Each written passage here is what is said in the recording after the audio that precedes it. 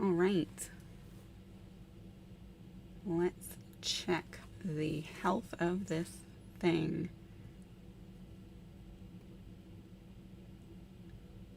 Low latency.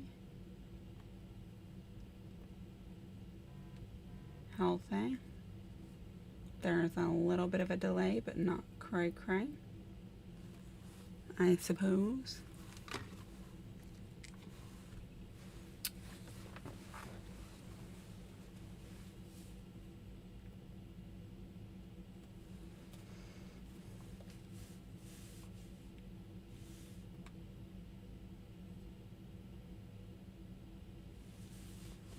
All right, I'm gonna see how long this delay is. So 1, 2, 3.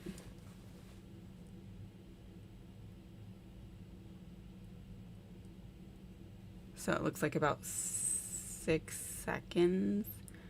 That's not bad. That's okay. All right, y'all.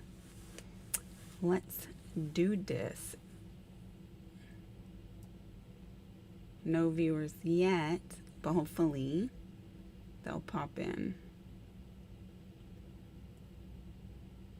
So we'll hang out until somebody comes in here, because I don't want everybody to miss the nail art. Let's give the YouTubes time to notify people. We're doing a dual stream. I set this up through my OBS so that I can use my software, and it should create a widescreen version and a vertical version. I don't know how the vertical version is pushed out in YouTube. I need to learn more about it. I don't know anybody who actually does them this way that can give me the insight.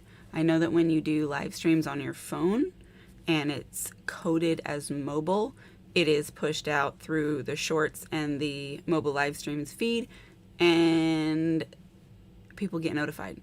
But my understanding is that like horizontal live streams that are set up through software or YouTube, like not coded as mobile through like a computer, Facebook doesn't tell anybody about them. So unless your viewers already know to come, they're not going to, and you're not going to find new people that way. So I'm hoping with the dual stream option that it'll push the vertical ones to people. I don't know. So it does say that there is one person in here. I don't know if that's true or real because those counts can be a little inconsistent. So if that is you, let me know. Say hi in the comments. If you are somebody who already knows me and found this live through a link I shared, let me know. And if YouTube told you about this live and you don't know me, let me know. We're going to be doing some research and nails.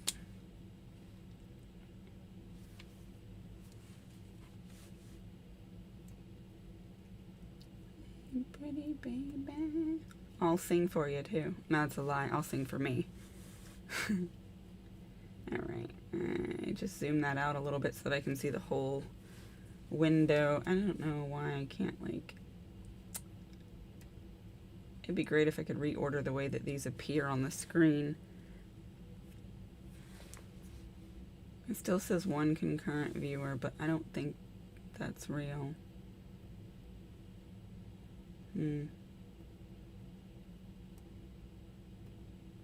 Maybe.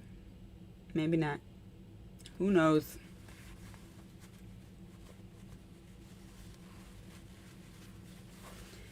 But yeah, so if you saw the thumbnail, then you know the inspo for the nails that we're doing. I know there's a photo in here. This. So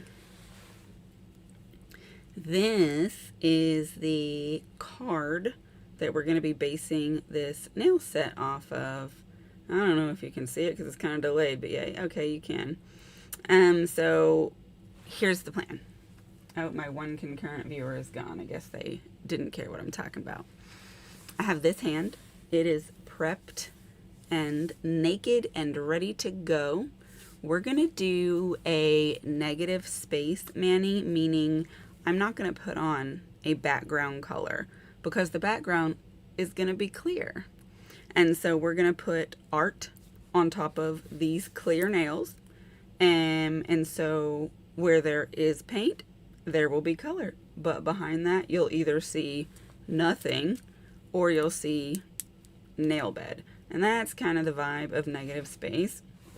Now this one did take some damage. I did a fill because like they were grown out, but this one ripped off and I had to glue it back on. So that's why it looks kind of stressed out under there. But it is what it is. So most of my design is gonna be across this midsection, at least in part, to cover up, you know, where the transition is.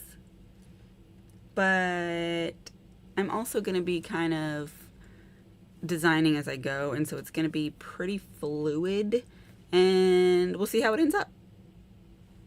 So,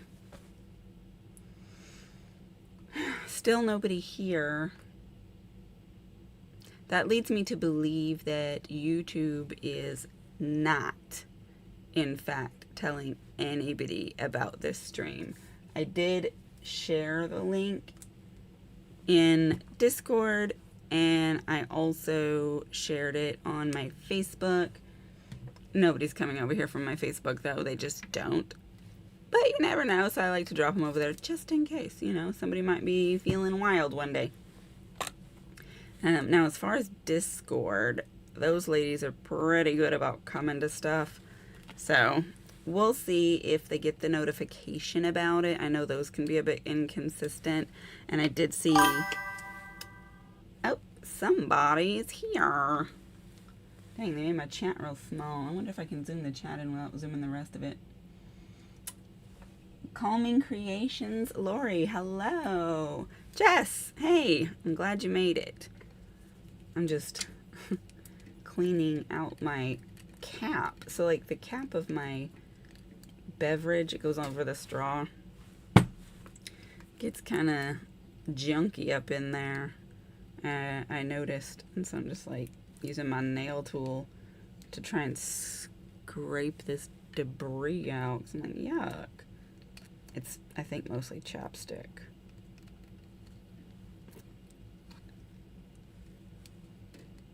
Sorry.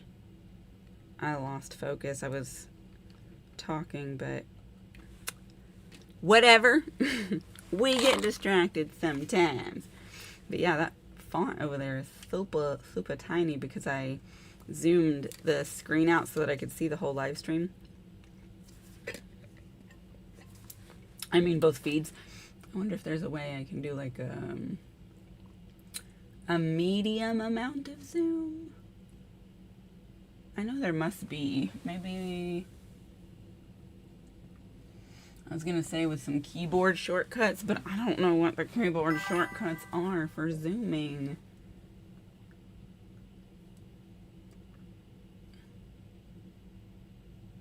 You get distracted all the time. I feel you. It's a struggle out here. Oh, real. Well, if you see me do a little squint like this, that's because I'm over here trying to read the chat. I don't have it zoomed in enough to easily be able to see it. But if I zoom it in more, it cuts off the side of the vertical version of this. And I want to be able to make sure my hand is actually in screen. So I need to be able to look at it. Let me know. Are you guys watching the horizontal version or the vertical version? Because I don't know how they're delivered to you.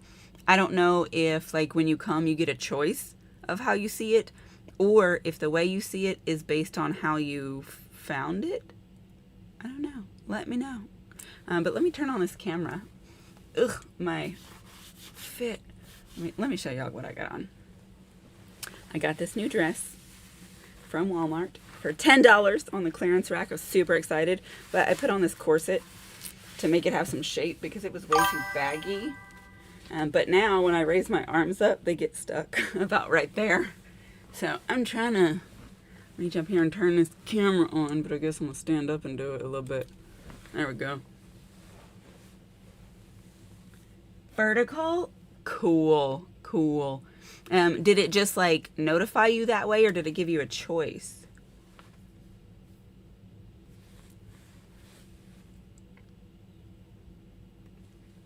I am going to switch this view. We're going to be working on this hand. And in fact, while we're here, just 1 second, I wanted to turn the gamma up a little bit on this, because I'm like, it's kind of dark. But let's try it at 70. Negative 70. Okay. Hope that looks okay. What? That is not what I said to do. What the heck is going on here? Ew. I have touched something I didn't know you could touch. Let me not do that again. But this is the hand we're working on. Good Lord. That delay. Is it too zoomed in? I don't think so. I hate this little 6 or so second delay. So like in the widescreen version, this is a good location, but in the skinny version, it needs to be over here a little bit more, I think. Yeah, and you can't hardly see the words. Well, that's too much. We're gonna get it figured out once I get it figured where we should be sitting this hand, because I want everybody to be able to see what we're doing. Thank you so much, Lori. It's vertical either way. Interesante. Okay, so you know what I need is I need a little sticker or something, but it wouldn't stick to the silicone mat. Here's what I'm gonna do. I'm gonna put us a little black dot of where the center is. That way, because I'm gonna be moving stuff around, and I want to be able to find my way back. So I need this to catch up so I can see what I'm looking at.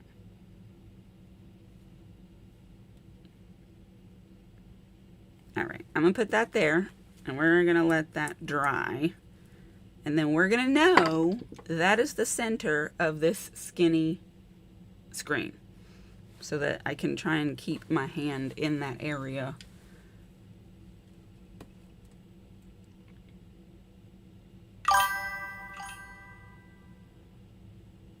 It went across the whole thing. Oh, so maybe it like automatically adjusts based on how much I have presenting. That's interesting. I'm gonna zoom this out a little bit for now though, because we gotta pick up a little stamping first. Let me switch back so I can see this.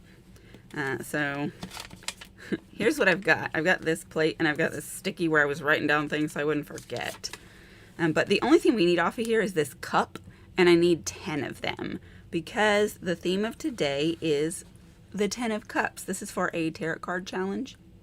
And I want to put this paper towel on that dot because that's not dry yet. So I'm going to try to responsibly work around it. And I've got 5 of these stampers. They're always sitting here. And so I'm just going to pick up 2 cups on each one of them. And we're going to paint them silver because they're chalices. And then the nails themselves are where the color's going to be. I have this collection of polish. It's not all of them. There's a few others, but I got the rainbow selection from Colores de Carol. They're all reflective glitters. Super pretty. So that's what we're going to be painting our rainbow with. Black. We need a black stamping polish to pick up these chalices.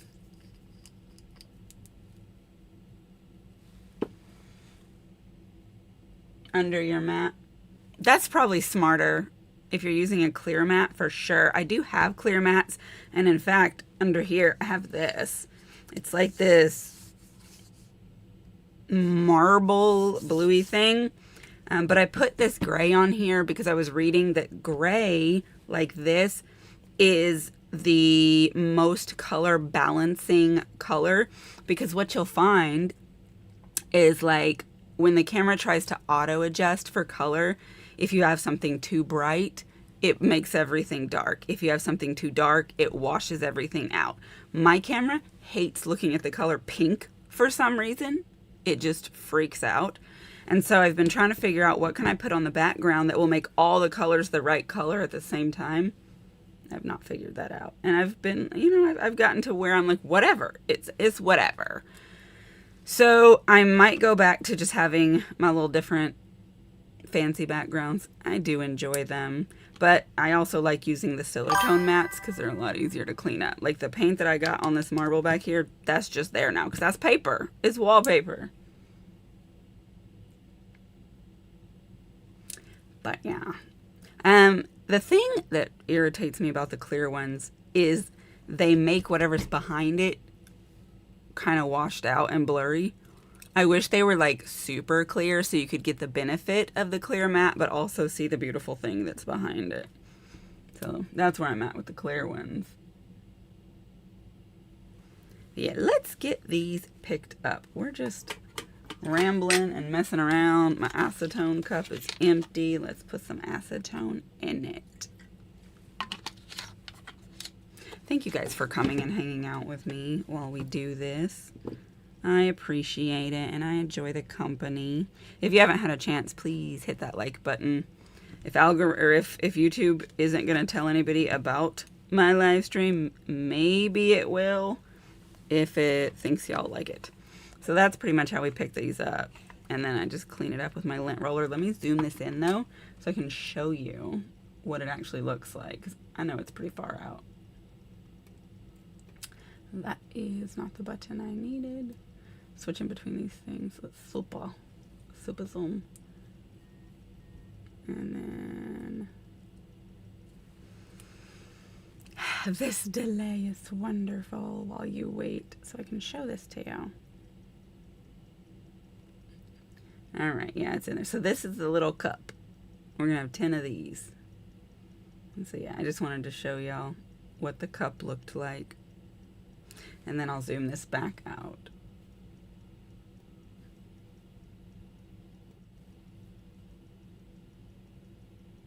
Yeah, so we're just gonna pick 10 of these up real quick. I can fit 2 on each of these stampers easily. Make sure your stamper or your plate is dry before you go in for the next one. And then I just clean up around it because we don't need that excess getting all over our hand. Sometimes you're able to do more than one stamp. If the grooves are deep enough, I'm going to try it because that'll make this faster. Hey, that worked out all right for this one. I don't know if I can do a third at the slowness that I'm going. I think I would probably have to like just do it immediately while that paint was still wet. But we're going to try it. And then I'm going to clean it off. Hey, we got it. That will make this process a little bit faster. But I can see from the bottom of this one that it's getting more chunky and filled in. God Lord. So I don't think I would recommend doing more than 3. I'm going to try and do 2 of them back to back. Hey, girl, how about you scrape it first? Don't be silly. I'll clean it up in a second. I did not do a great cleanup job on that one. Hey, we got 2 of them. Now I'll lint roller this off.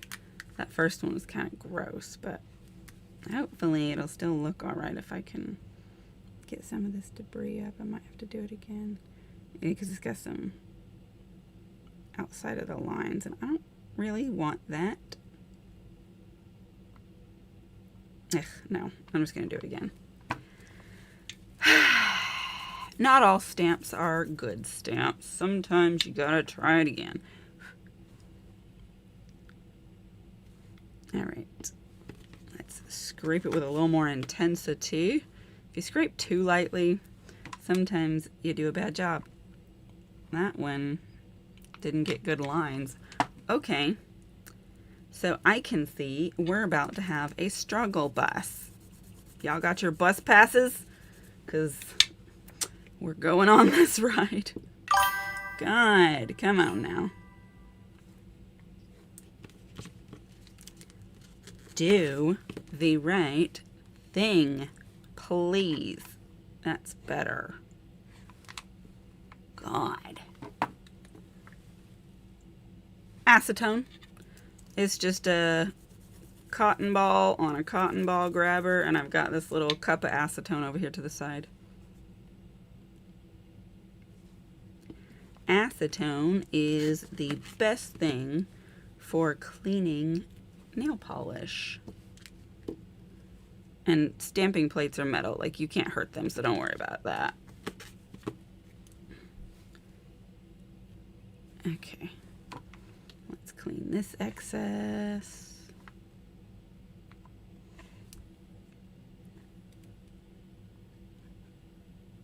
I tell you what though, don't use acetone on your silicone stampers, you'll ruin them. Hi, Cheddar.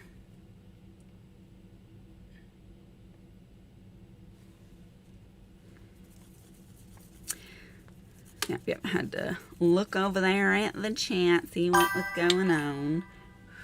We got 2 more to grab real quick.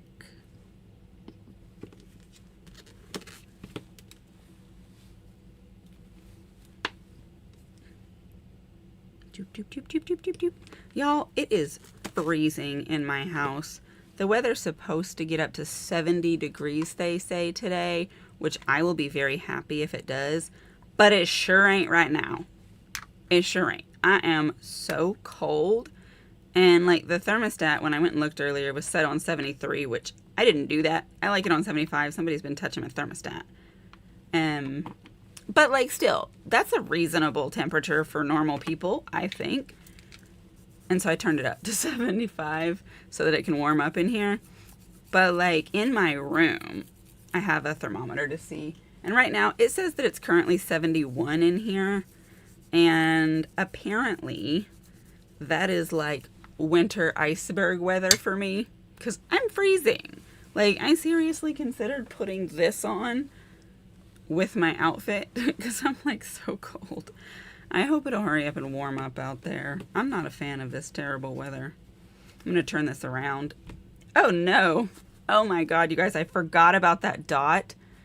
And it certainly was not dry. I guess we'll wipe that up too. My little hack was not good. I'm gonna have to do something different. I know what I'll do. I know what I will do. Let me flip back to this mode so I can see. And then I'll use a marker. I have a Sharpie. We'll find the center of this thing one way or another. And then we'll color in those chalices. God, yes, I'm ready for spring.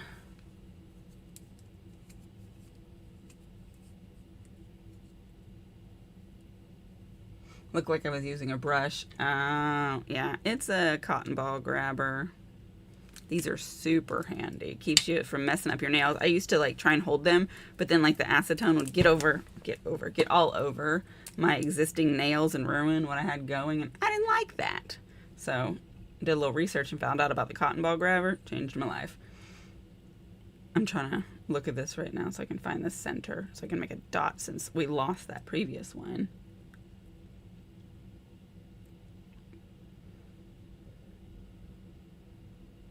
I'm just waiting for it to catch up so I can see what I'm pointing at. Oh yeah, that's definitely too high. Let's bring that down a little bit.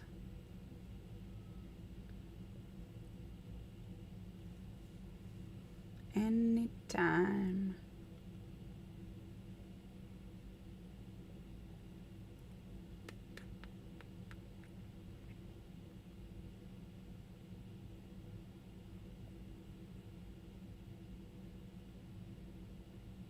Okay, and then like right here, I'm going to say that's the center. And that dot is not that easy to see, but hopefully it will stay there. Hopefully. Sharpie should dry quickly. Yes, that's good. All right. So back to what we were doing before I was derailed. Let's get a clean paper towel because that one's got junk everywhere. Okay. So I like to put a white backing down when I paint these. Otherwise, I cannot see what is going on.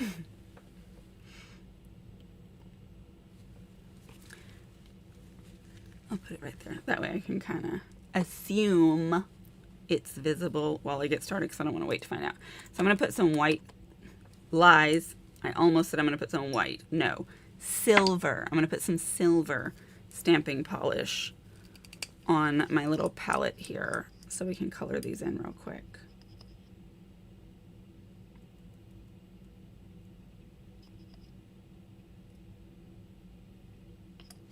It's thick. He's a thick boy. Yeah. All right. Now, for this, you want to kind of get a blob on your brush and then like float it onto your design, doing a little bit of a tapping motion. If you actually touch the black outline, you run the risk of picking it up off the stamper, and that is definitely not what we want to do.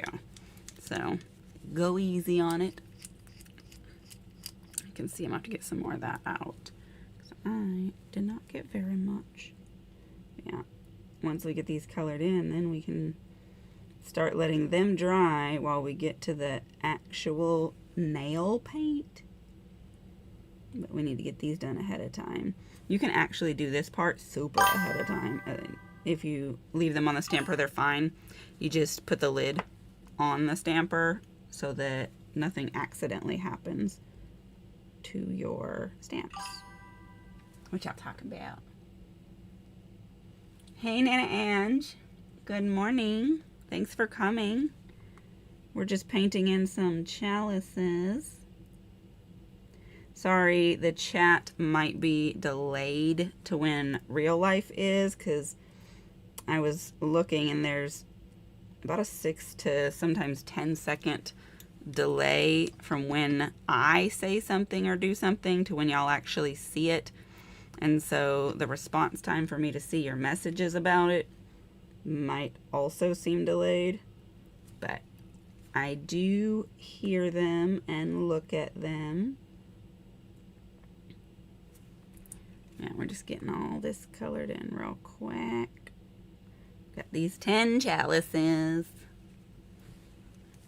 I'm really excited about these nails. I think they're going to be super cute and super beginner friendly because basically we're just freestyling some rainbows and putting cups on them.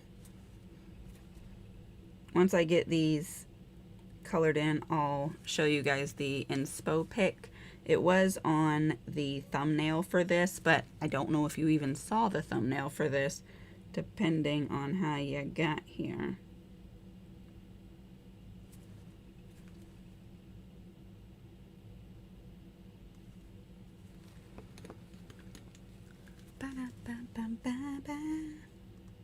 Man, I got that song stuck in my head. I don't know where I got it. I have not been listening to music.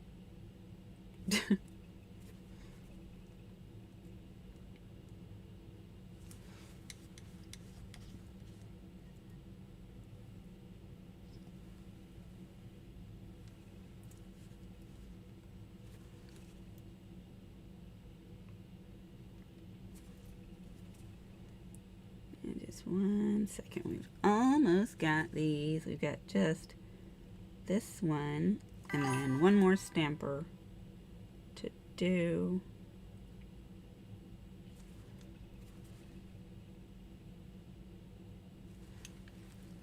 My brush is getting a little bit coagulated That is one of the unfortunate happenings. As the polish dries, it dries on your brush too.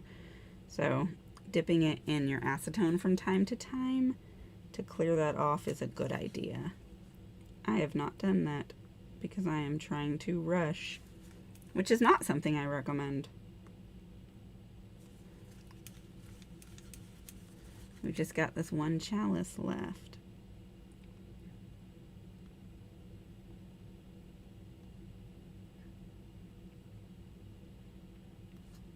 Perfect. All right, those can dry. Let me clean this off. Oh, what's on my other hand? Shh, this is a secret. Don't tell anybody you saw this. But these are the nails that I made for my member spotlight for DG. Aren't they cute?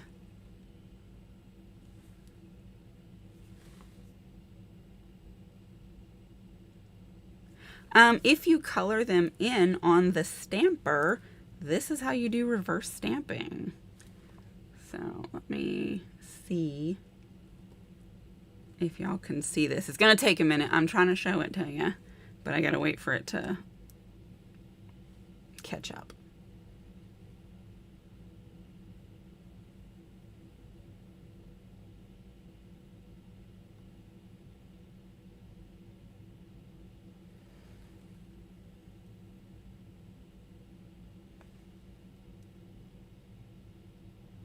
Yes. Okay. So you can see it. Let me put this back actually.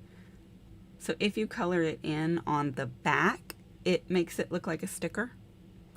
Whereas if you were to try and color it in on the front, you would lose your lines, and so you wouldn't be able to see what it is.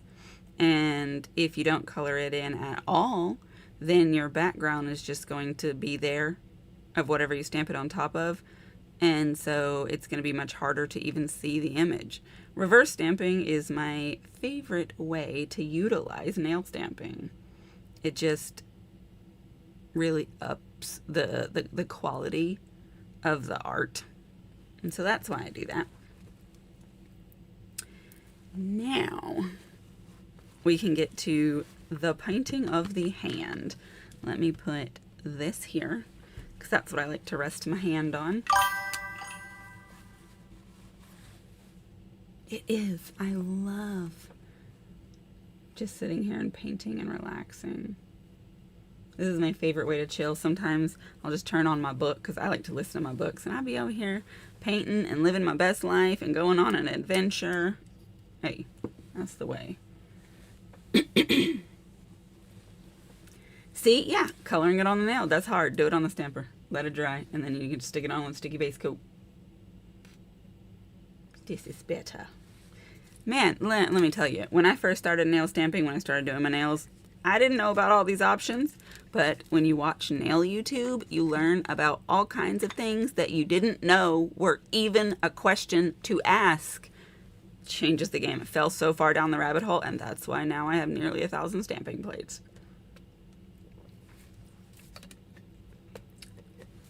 You're not a stamper? Yet. Start your nail stamping. Start doing this reverse stamping. Learn about indie nail plate brands.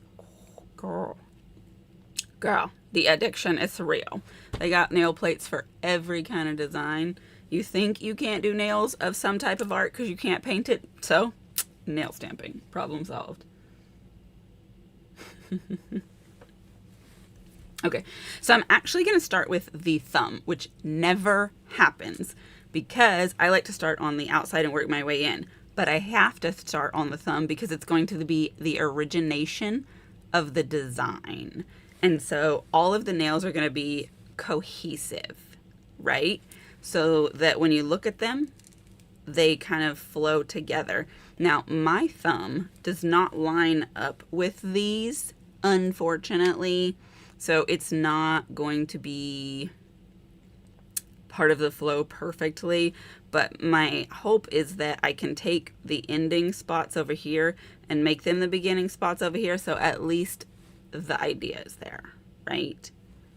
I thought about maybe just trying to do it like this, but then they're going to go across like 3 nails. And when I do a whole hand picture, it's kind of wild. But we're going to start here because we need to. And we're going to start on this one with rainbow order, you know, red, orange, yellow, green, blue, purple. But on the other ones, we're going to be starting in the middle. But let me put a little bit of our red out. And this red is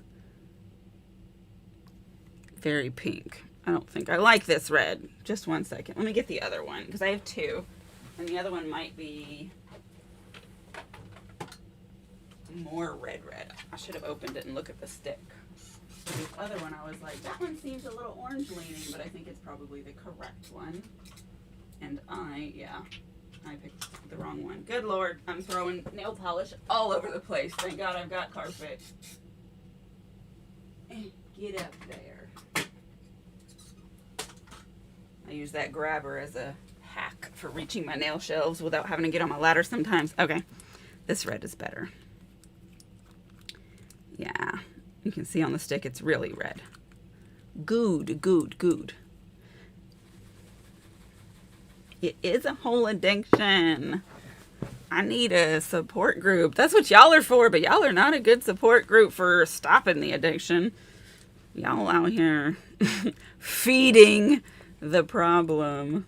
That's okay. We're all in this mess together. I'm actually in a Facebook group about nail polish addiction. It's called Put the Polish Down or something like that. They ain't no good at stopping the addiction either. Ugh, I've just made a mess on this bottle. I'm gonna clean that off.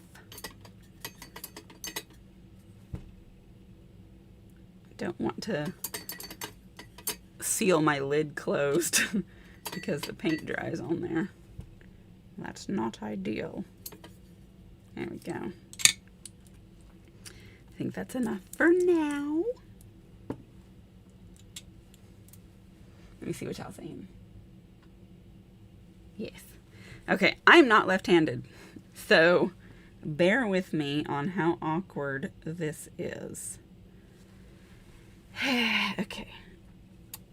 I want to kind of do a bit of like a swirl coming together. Dang. Forgot that quick where my puddle was. So that's going to be kind of the center.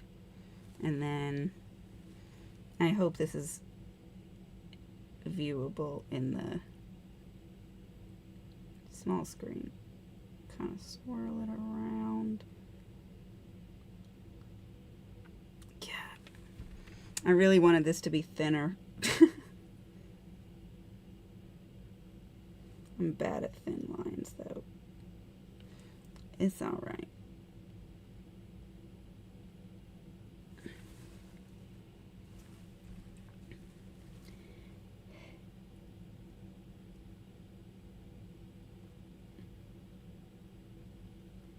Not only am I bad at drawing thin lines, I'm bad at drawing straight lines, and also I'm not left-handed. So this takes a lot of concentration. Okay. I had to breathe. I think that's okay. And I think as we go, I'm going to still try and start it so that like it gets kind of more conical. That's the thought. I hope that was in the small screen. That's the problem with the delay is I can't exactly just look over there and see what we got. Let me put it back on that mode so that I can see that screen though. I have the other one. The struggle is real. Let's do orange next. I was going to tell y'all that if you work with regular nail polish, reflectives are notorious for getting thick and dry, and so occasionally you're just going to have to add a thinner. Good morning, Wonder Woman. Let me get this nail and see if it's where it's supposed to be before we get to doing this. And you know, there's a good chance that these are going to be sheer enough that if they overlap, you'll be able to see. We're going to find out. And if that's the case, then I'm going to have to be really careful about making sure that I'm not overlapping them.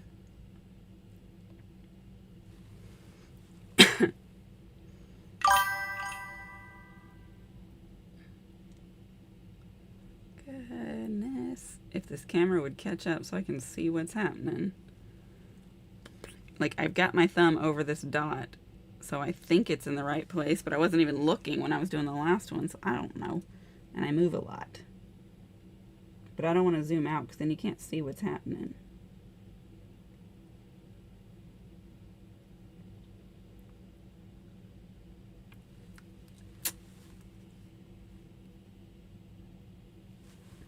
What if I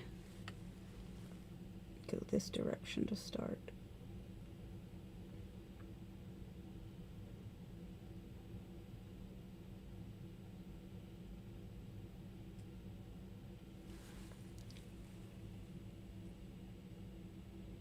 I'm holding my breath and I need to not do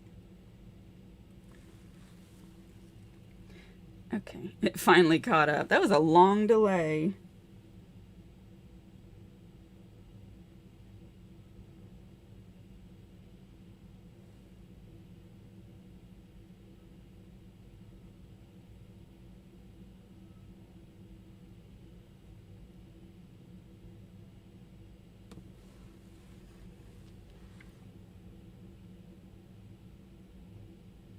You can see my hand shaking because I'm trying so hard to paint with some sense. My ability to paint with this hand has improved a lot over the years, but it is my non-dominant hand and it is not a professional artist.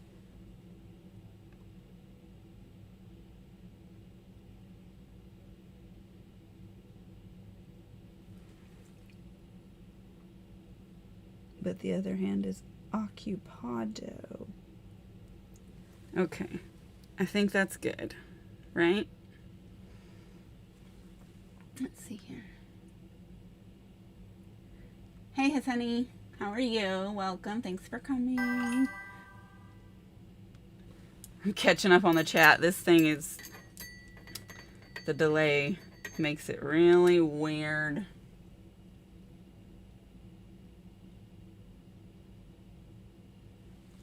Lori, yes, exactly. You've got the same problem. One hand is always going to be superior to the other because that's the good hand.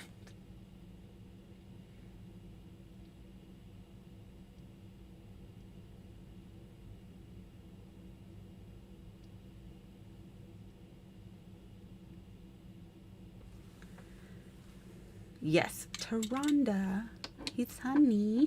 Welcome. Ugh. We're on to the yellow.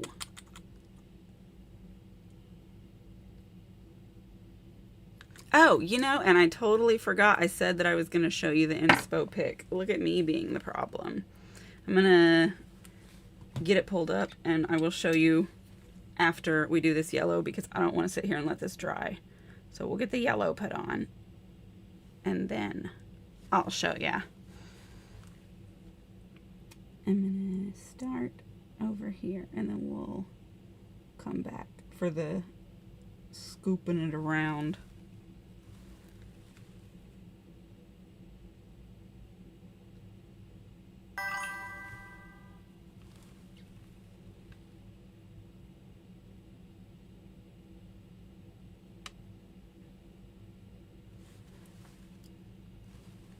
Okay.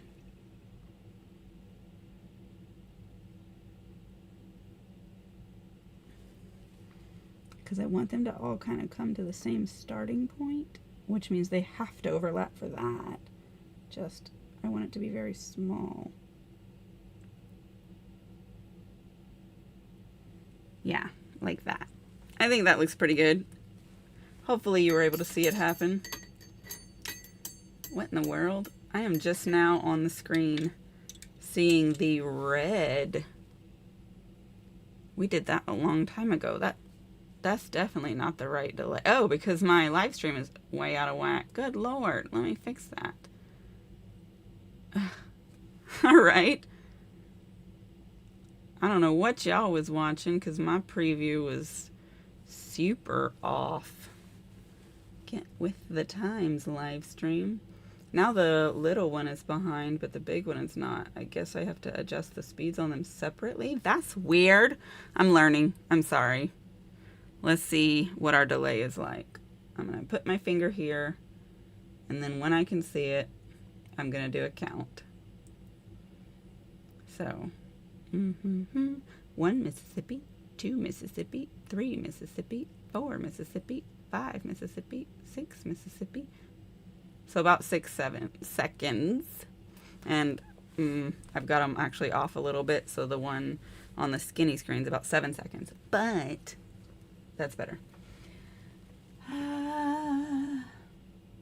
What's happening with your spelling? Oh, I see. Okay, so this is the inspo pic. I hope it's not way too zoomed in and that we can kind of see what's going on here. So it's like this rainbowy thing and then these cups. And so I'm going to do a of rainbow, and then we're going to blub, blub, blub, blub, blub those cups, even though these are bowls and we have chalices, but that's fine. So that's the card that we're designing these after. Let's get some green.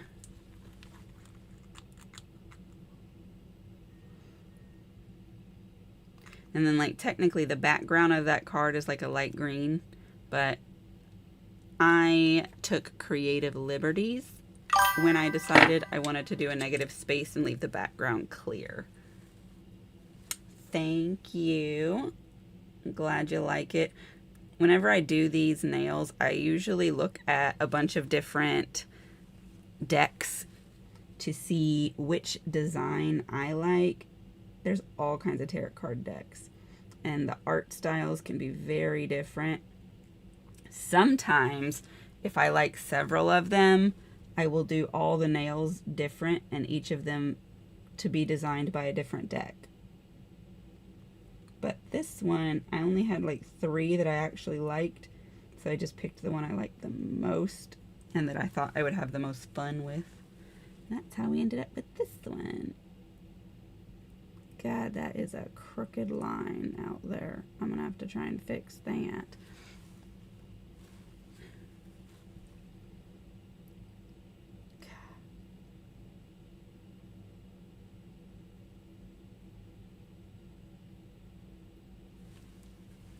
It's like as they're going off the nail, I'm getting a little bit better at making them small and thin, but over here,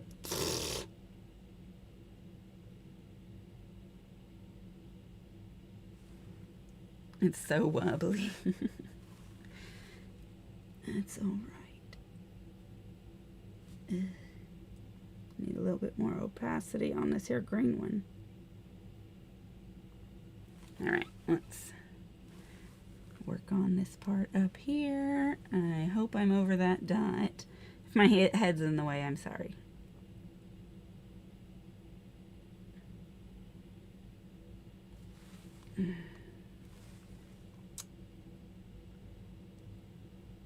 Okay.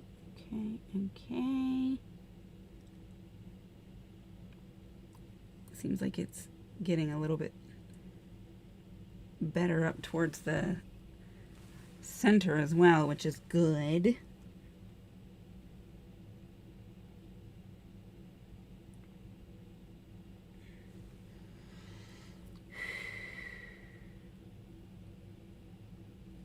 All right, now the hard part is getting these to come together and not just color on top of everything.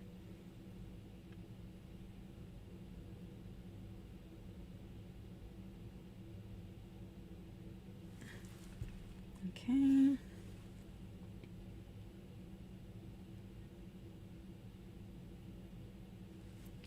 And then a little more on this curve because it's very sheer.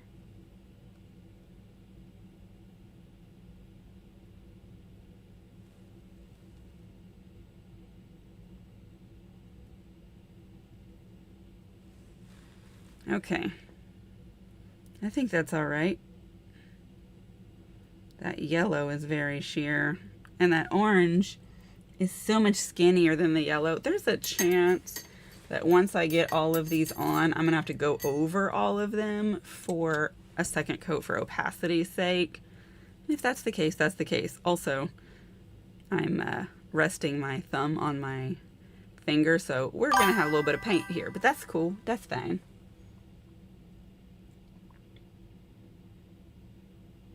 Oh, no worries, Nana Ange. I feel you. I turn on these lives all the time and just listen while I paint, because you can't hardly type and paint.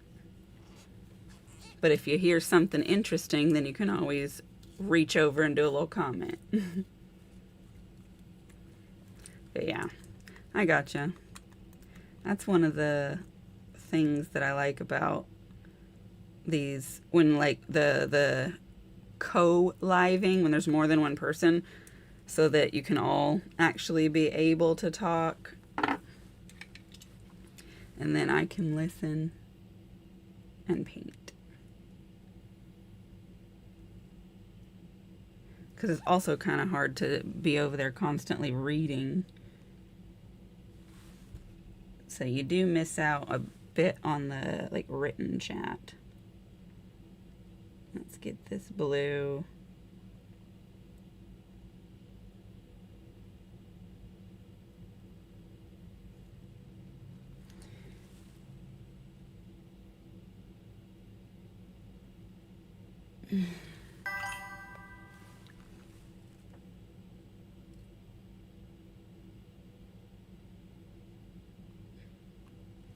All right, it's coming along.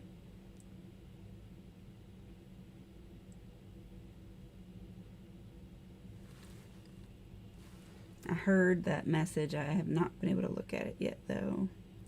I will once we get this blue on.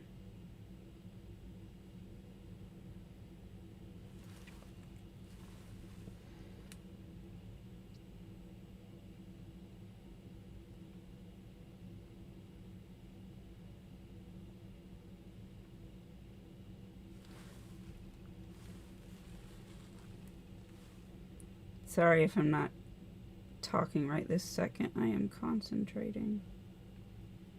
And I can't hardly concentrate and talk. That is not one of my skills yet. But I'm working on it. I'm working on it.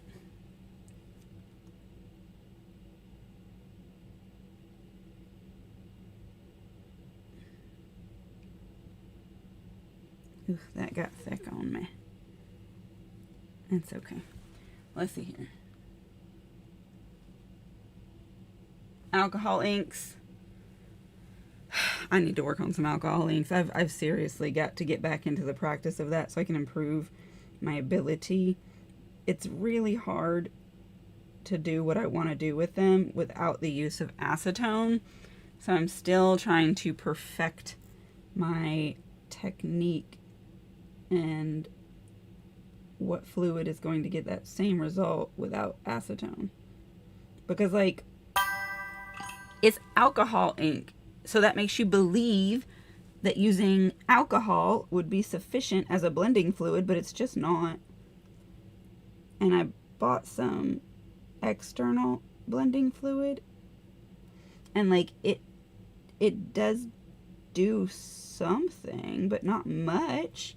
I find the fluids that come with the inks themselves, the clear one, works the best sometimes, but like you only get a little bit of that and it gets dirty and gross after a while.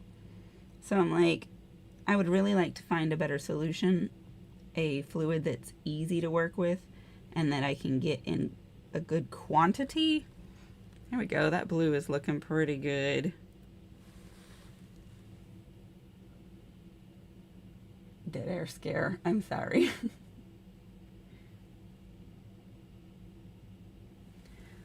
Don't worry about your imperfections when you go live. Just, if you want to go live, go live. Folks can hang out, and I think for the most part, nobody's going to be super bothered by a little bit of silence when you have to stop talking to concentrate on what you're doing. I think that making videos does help you get in the habit of talking, because like in your typical traditional life, you're not talking to anybody when you're by yourself, and so you don't think about it. But after you've been making videos for a while, at least in my opinion and my experience, you kind of just start to narrate your life, and so it gets a lot easier.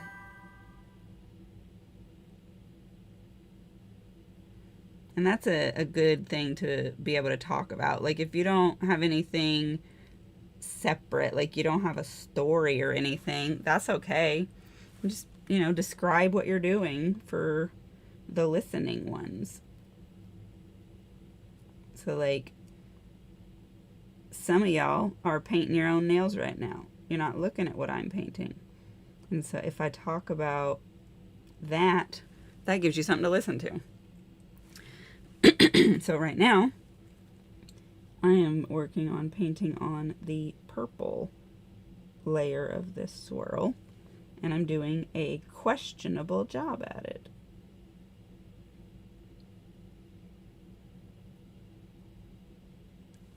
Trying to get it up in this little area here, and that's difficult, but we're gonna get it, sorta.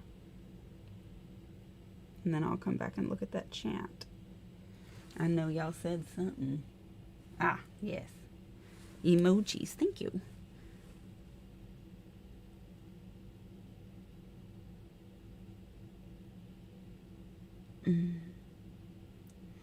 I keep forgetting to not hold my breath. I hold my breath because I'm trying to stabilize, but that just makes me more shaky because I start to run out of air.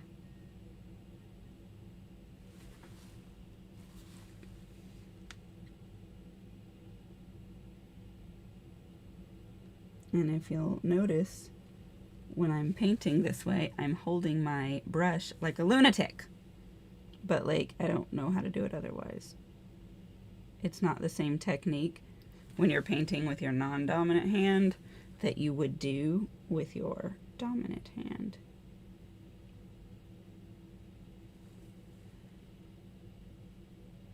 Okay, it's coming along. Now we can come back over here and try and get this top swirl filled in.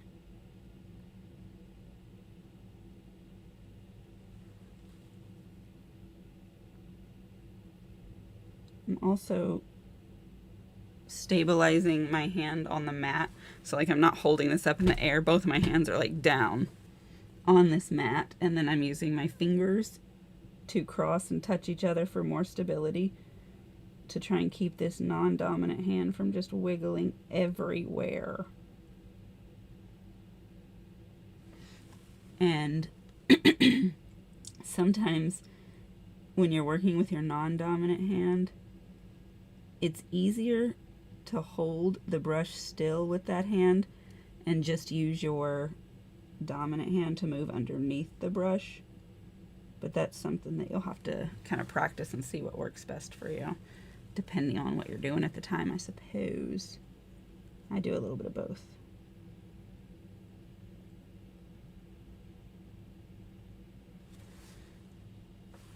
Just going over this section to give it a little bit more opacity and blending it together a little bit with what I already had.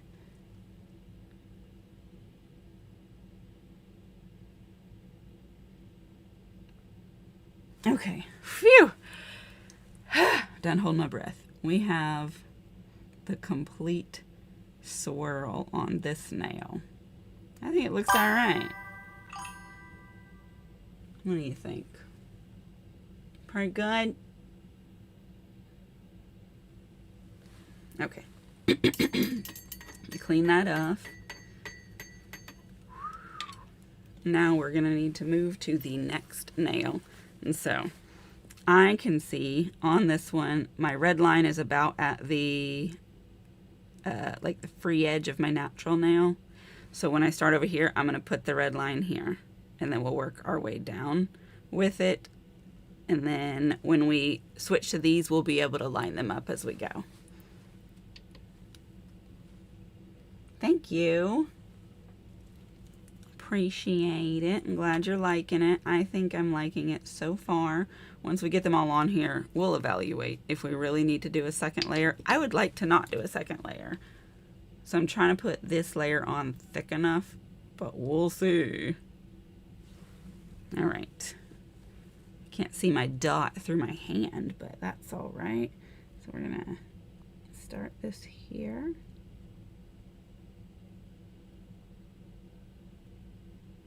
And I want to kind of go up with it.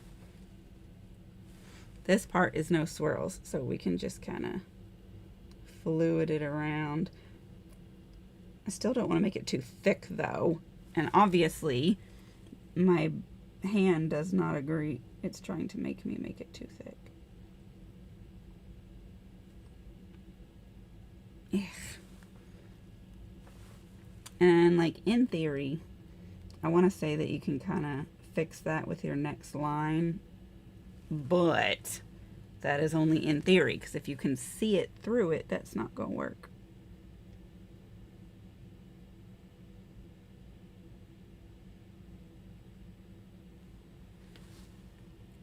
This is such a thick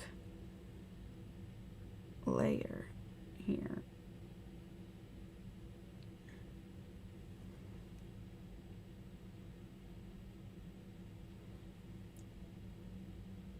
Okay, so that's the red. I suppose within reason, like it could be a creative choice that your row thicknesses could vary, you know, as they go across the nail, as you know, a ribbon might particularly. I don't know. We're going to say that, though. That's going to be my explanation if it does come out wonky. Just pretend like it was on purpose. Right, it's time for the orange row. I'm going to start this one a little bit in the middle. That way I can work my way outwards on both directions.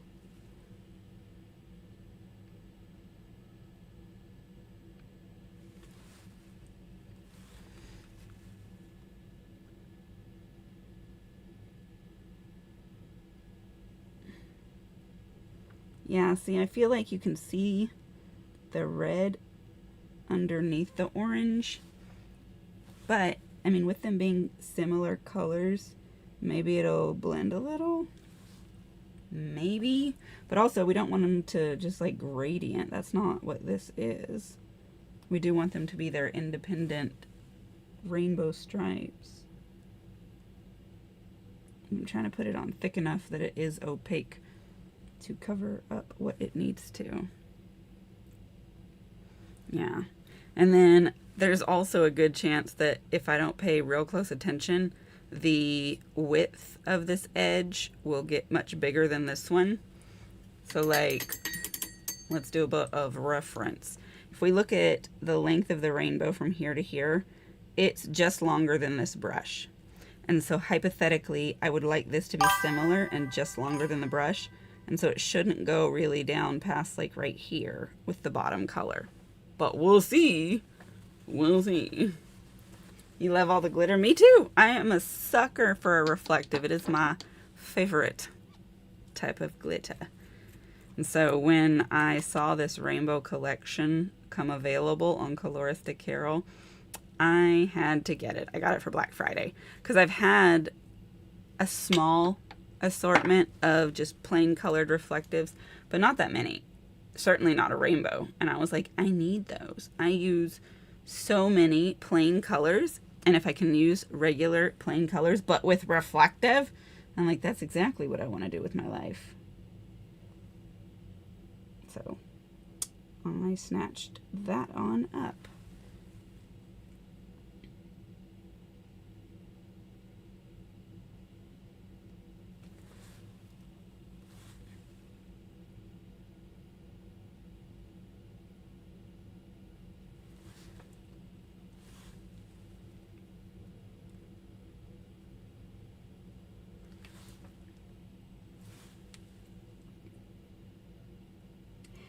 one of the things that I like about nail polish is that when it dries, it gets thinner.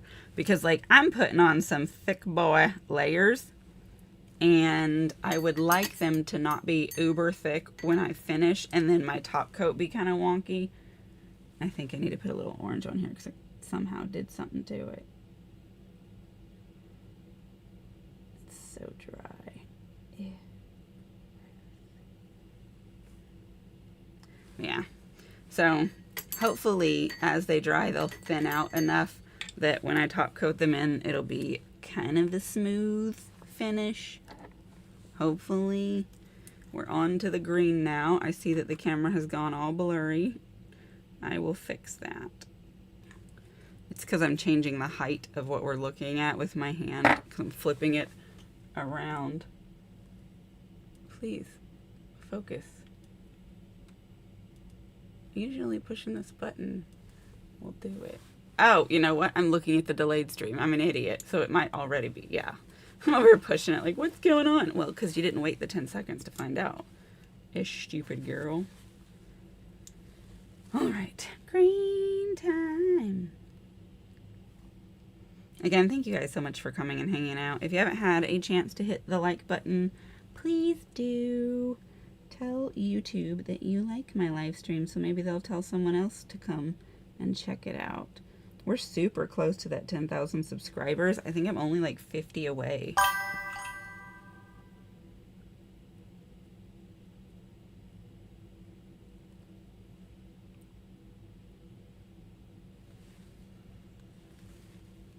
Thank you. Yeah. So once we get there, we're going to have us a live stream with a giveaway. And I've got all kinds of fun stuff. There is nail polish. There is a little bit of gel stuff. There are some equipment items. Like there's definitely at least one nail drill. There might be more than one. I can't actually remember. I've been collecting this stuff for a while. There is, I believe, a dust collector and a nail dryer, like for air dry, all kinds of stuff. And so I am going to break them into multiple like packages. So you'll be able to enter for the package of things that you want to win and not have to win stuff you don't want to win, because, you know, that's not efficient. We'll leave that for someone who does. And then we can also have multiple winners, which is more fun for everyone.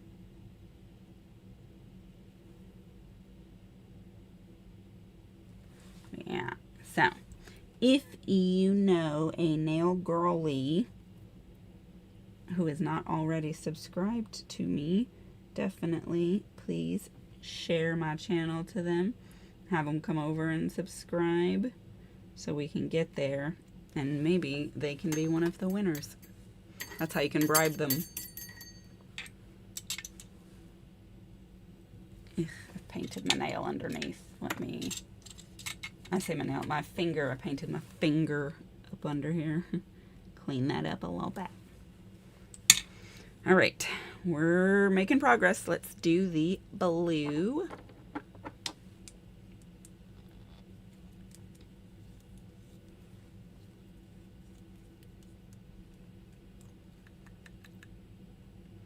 Yeah, I'm pretty sure that whenever this live stream is set up like this, because it's not coded as mobile and it's run through OBS, I don't think YouTube tells people about it, even though it makes the vertical version. I think it's still coded as not a mobile, and so it doesn't go into the mobile's feed. Which is unfortunate, because when I saw that it could do this, I was super excited. Like, before, you had to get a add-on for OBS to do it, and we tried that thing out, and it did not work. It made it run so slow and constantly lag and freeze that, like, I couldn't even functionally run a live stream because nobody could see anything. So I was really happy when YouTube just built the option in, but then to make it not actually do the same thing that running it from your phone does is annoying, because I don't like doing my live streams on my phone, because then I can't use my phone. I don't have a second phone for live streaming. And I tried to do it on my my tablet, but that's also much slower. And so there's just like not a good solution for how to use alternate technology, but to get YouTube to still treat it as a mobile stream. So like if you set it up on your phone and then try and open it on your laptop and run it, it doesn't work. But like if you set it up on your laptop, you can open it from your phone, but it still won't turn it into a mobile. It's stupid.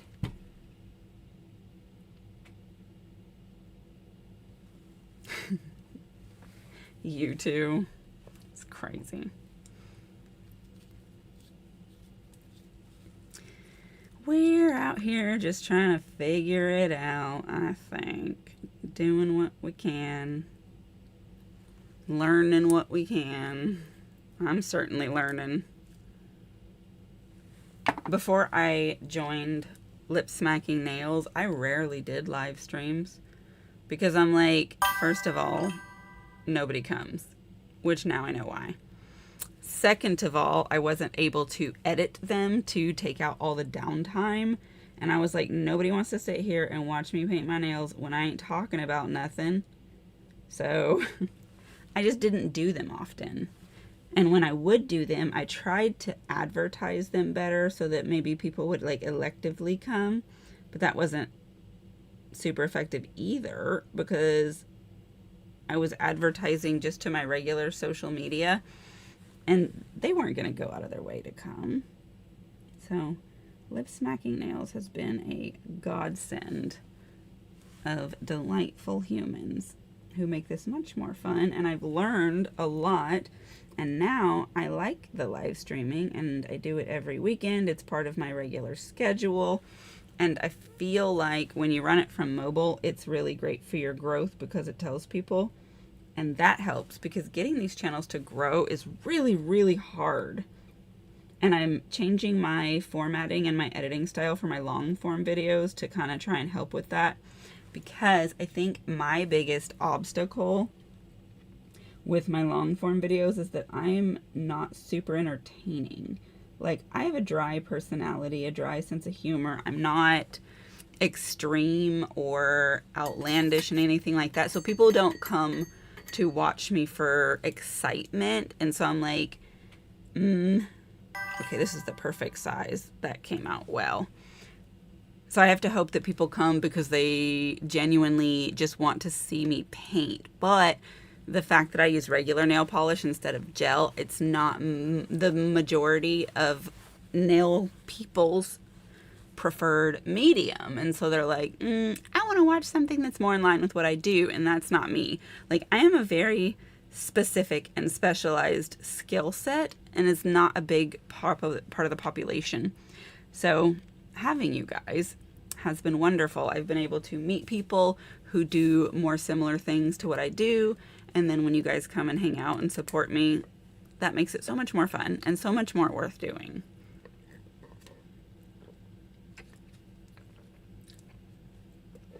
I appreciate y'all. Well, then you're my people, Lori. You're the people that I've been looking for who can relate to my dry funny. I like to think I have my moments. Like, I think that sometimes I say funny stuff. Like, when I'm watching my own videos, when I'm editing, sometimes I'll say something and it'll give me a giggle. And I'm like, ha, that's hilarious. But then I'm like, how do I capture that hilarity and serve it to a broad audience? I don't know. I think if I was to describe me and the type of content I make, I would say I'm relatable. I am beginner friendly sometimes. I'm open. Like, I leave my mistakes. I talk about them. I talk about what to do about them. You know, I like to share what knowledge I've been able to accumulate. I think that's the characteristics of what I do. But whether that's what people are coming for or not, I don't know.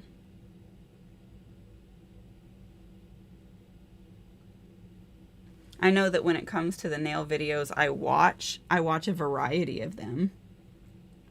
I watch some gel, I watch some acrylic, I watch nail polish, I watch swatch and reviews, I watch nail art tutorials, all kinds of things, but for very different reasons.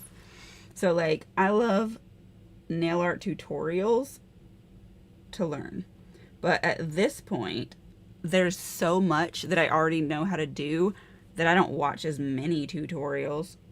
I watch swatch and reviews because I love to look at beautiful nail polish. I like to watch hauls because I want to see what new decorations or products are out there. But that's another thing where I have so much nail art tools and decorations that I don't really see a lot of new products anymore. But you never know. Stuff does happen. And so, you know, I like to check it out. But a lot of times I'm listening these days more than I'm watching. And so I prefer the type of nail videos where there's talking and they're not, you know, they turn the music on and go, because I don't listen to music. I'm here to hear you ramble. I want to hear your thoughts and your opinions on what you're doing and all that stuff. Like, that's the type of content I enjoy. And then if I'm not looking at it, that's okay too, because I feel like I'm still part of the conversation. Because it is a conversation, even though it's kind of like a conversation with yourself, you still get to have the thoughts about it. And there's comments, even if they're after the fact and all that good stuff, and you get to do the ramblings. And you just never know what you might end up talking about and what part of that might be the thing that connects with someone. Like, I watch YouTube mostly from my TV because I like it on the big screen. But sometimes somebody will say something or do something that I feel strong enough about to get my phone out and go pull that video up to be able to leave a comment. And so I like to think that for other people who also watch their YouTube that way and also listen to my ramblings, that if I say something interesting enough, that they will go out of their way to leave me a comment. And I always appreciate that. Yeah, they are.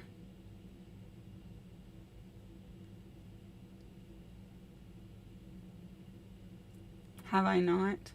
Do you post them in the feed, in the content creator thread? Because I watch everything that goes in there. But yeah, I know some of y'all ramble. I know some of y'all do play music. So I watch them. I do, because I'm gonna be here to support. Like, it is my intention that no matter what it is, I'm gonna watch every video that gets posted in there, because teamwork makes the dream work. And so if it's one that's just a bunch of music, usually I just turn the volume down. That way I can still, you know, do other things without just all the sound going on.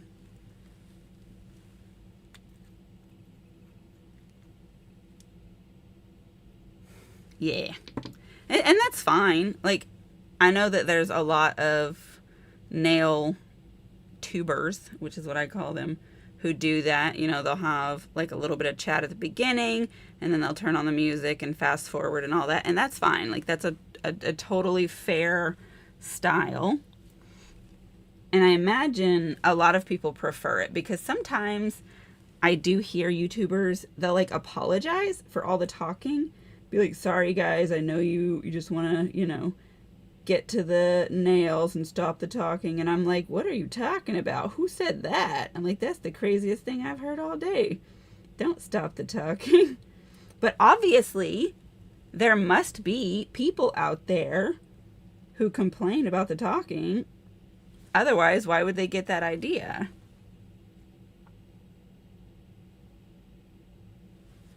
Yeah, so it's fine. And I know that having to do the talking does require some extra. It's a different skill set. It's very presenty, very performancy, and that's not everyone's cup of tea, and that's okay too.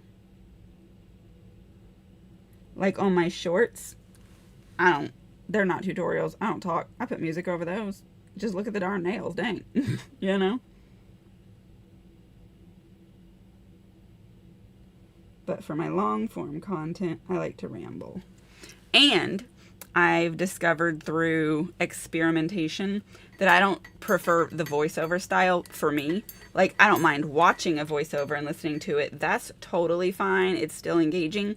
But I don't like to do them as a voiceover because I feel like my commentary in the moment is much more reflective of my real experience.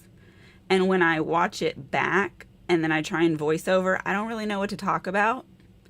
And recreating a reaction that I may have had when I was actually doing the nails, it just doesn't come across the same because I'm trying to simulate the feelings that I had at the time, and it just, you can't. It's not the same. And so for me, what I'll do is I'll do my talking during. Ooh, I've got to clean something up here. I strung that orange across my colors. That was not what I was wanting to do. I've got to be careful. But yeah, so I'll do my commentary and talking or whatever. And then when I'm editing, any parts where I stop talking because I'm concentrating, I just speed them up and rush through it. But then I leave the parts where I'm talking in normal speed for listening. And that's the balance that I come up with.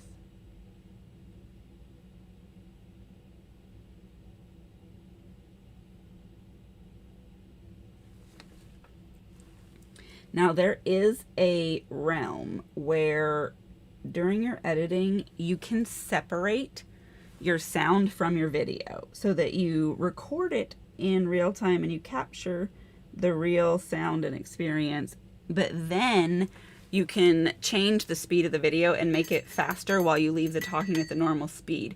But in order for that to work out the way that you want it to, you have to leave a lot of silence in your recording.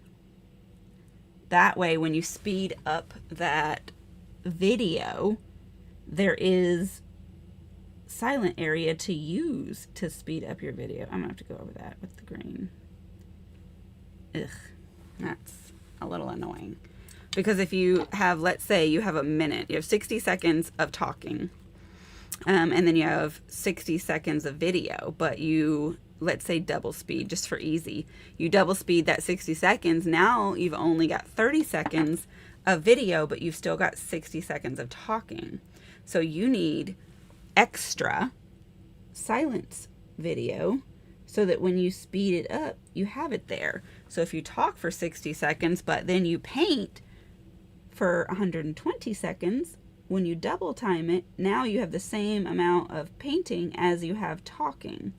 So you have to kind of anticipate what you're going to be doing in the next part of the footage and how much of that you need to make with silence for what you're talking about. And then also try to get what you're talking about to be relative to what's coming up so that as you're talking, it makes sense with what they're seeing. And that is a layer of editing that I have not achieved. I am a very basic editor. I'm trying to up my editing skill, but I'm not there yet. And then also, like, looking in the camera is not something I'm good at. My laptop is over here. This is where the screen is, and so that's where I'm looking. But my camera's here. And so if I'm trying to voice over, especially with a camera, I'm looking over here so I can see what's happening as I'm talking. And so in the camera, I'm looking over there instead of, you know, right here. So there's not the eye contact aspect. Not that I'm looking at it very well right now. I'm just saying. genius, is it? I mean, it's one of the beautiful things about watching other people's videos is you learn so much based on how they do it, and you might have never thought of that idea. I see people do stuff all the time and I have the same reaction. I'm like, genius, why didn't I think of that? Because, like, why would you? What you know is based on your experiences of life. But you learn so much by witnessing other people's thought process. And, like, my production style has changed and evolved and grown over the time. My equipment has changed and evolved and grown. And I've found out things that I like better than other things. I've tried things that I ended up hating, and I'm like, I'm not doing that. You just never know what's going to be best for you until you give it a go. But you don't know what your options are until you somehow come into contact with them. And for me, I think that happens most often when I see someone else do it.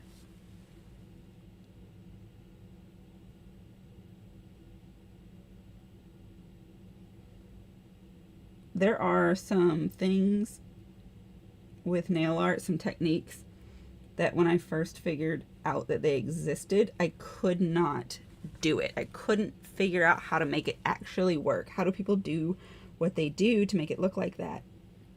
But then you find a creator who breaks it down for you, because that's another thing. And one of the reasons I like talking and showing everything that I do is because if all you see is the finished result, you have no idea how to do it.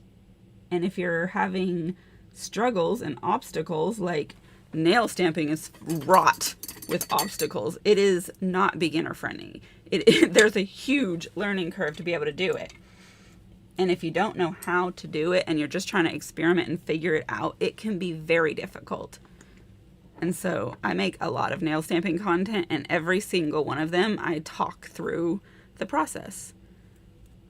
That way, if it's somebody's first time encountering it, perhaps it can help them solve some of the problems that they've been facing and not knowing what to do about.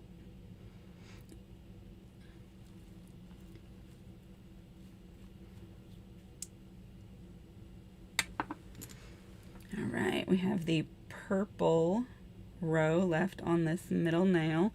I've been putting my piles on top of my old piles, but what it does is it basically rehydrates the pile of paint underneath it, but only to a level that it's coagulated and gummy.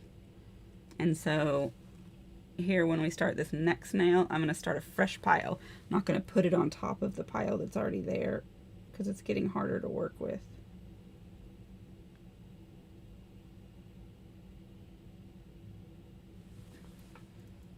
And so we'll just start a new one in a new spot, so it'll be clean and fluid.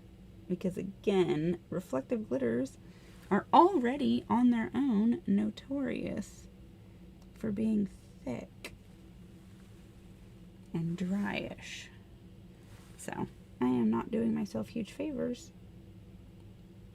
by putting them on top of an already dry pile.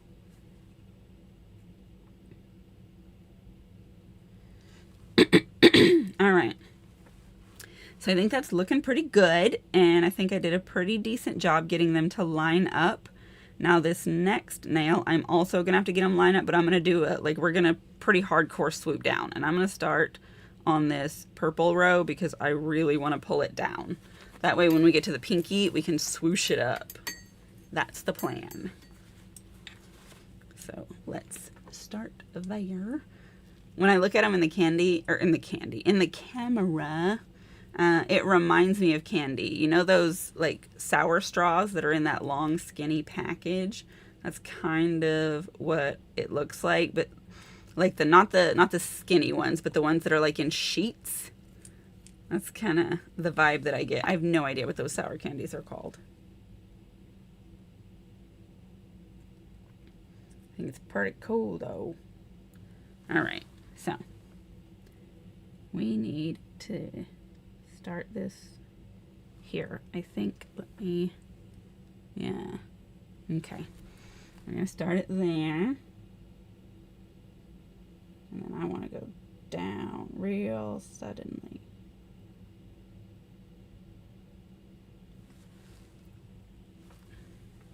And then curve back this way.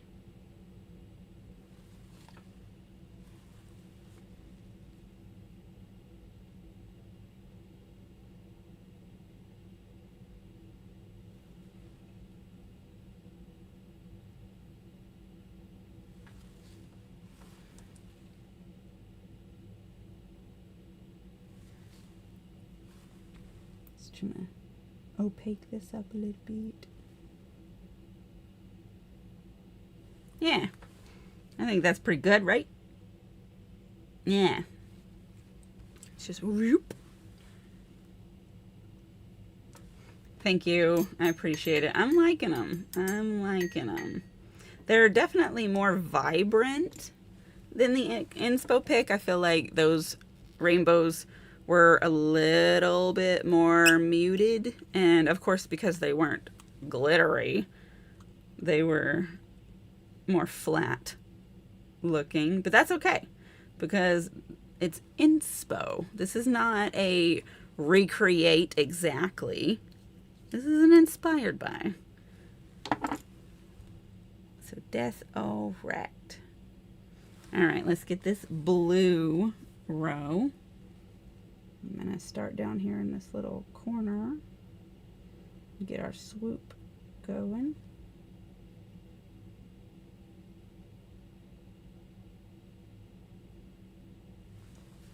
Yep. And then we'll come up. Try and pull that together.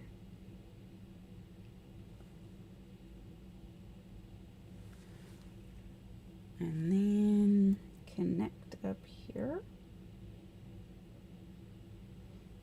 I gotta try and be mindful of how I'm connecting it at the top and not make it kind of go angular up that way, because it needs to come off sideways. That way it looks like it's continuing from the next nail and it doesn't get out of hand.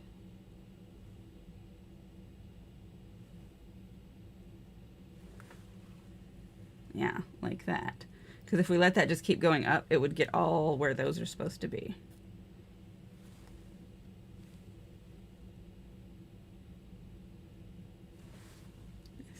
I'm gonna try and straighten this a little bit here.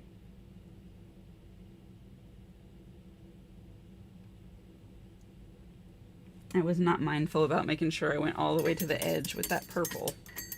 Goodness. I think it might be a little bit dry, but I'm gonna try and fill this in a little bit over here. Yeah. There we go. Next one is green.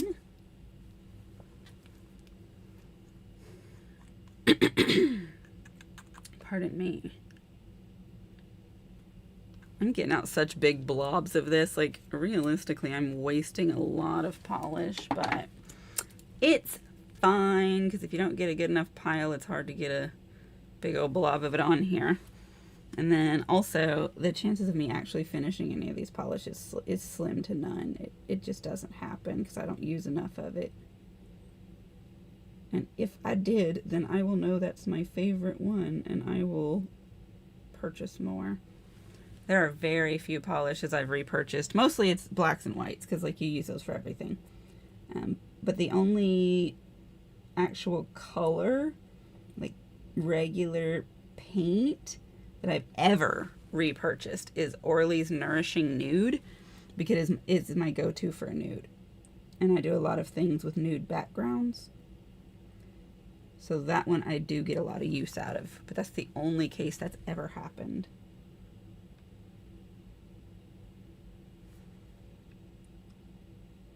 And it's because, like, essentially it gets used in the same way a black or a white would, except without being used for art.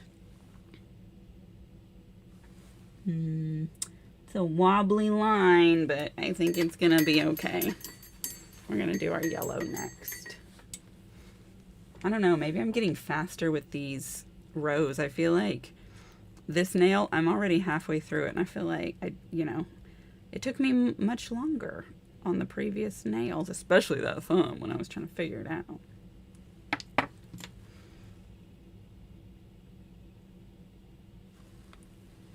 All right.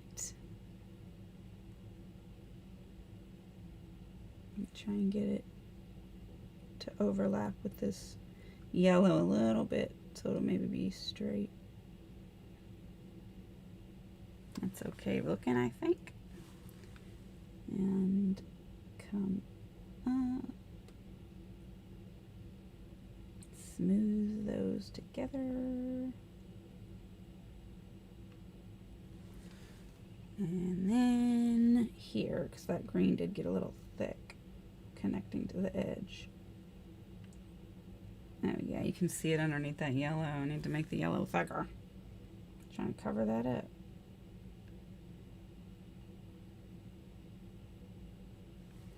It's not working. And I'm coloring all over my finger. That's okay. We'll fix it.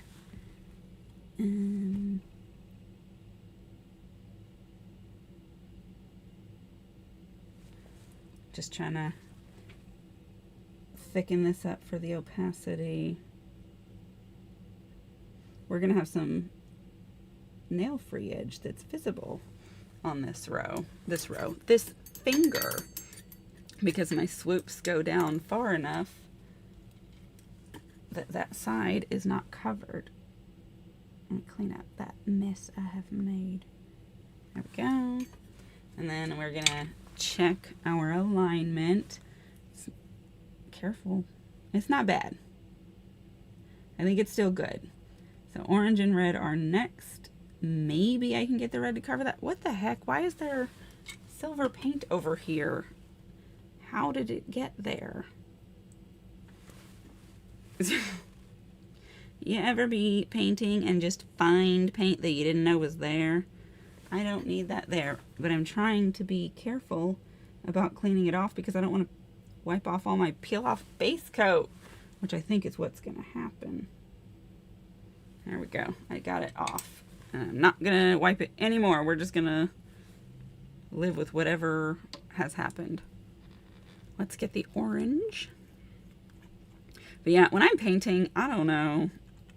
I am certainly a regular painter when it comes to that, because I get it everywhere.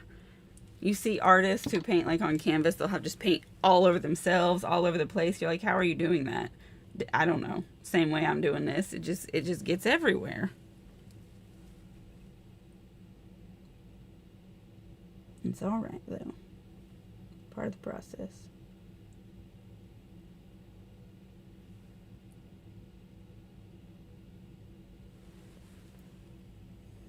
I mean, I find paint all over my different fingers. Sometimes it'll be like on the palm of my hand, and I'm like, what? What were you even doing near that part of my hand? Who knows? I'm gonna pull this skin back here so I can kind of try and tuck that in.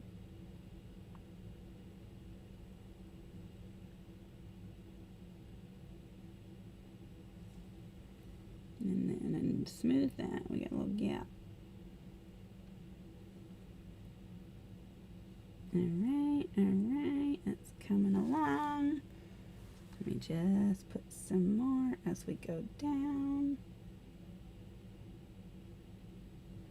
There we go. Not forget to come over here and look at this edge. There. I think that looks pretty good.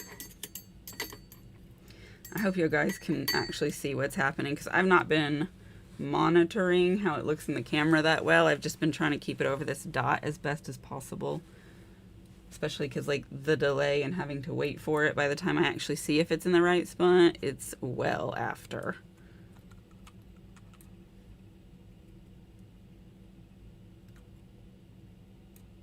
But I am still listening for your chats, and if you do say something, it does make a sound.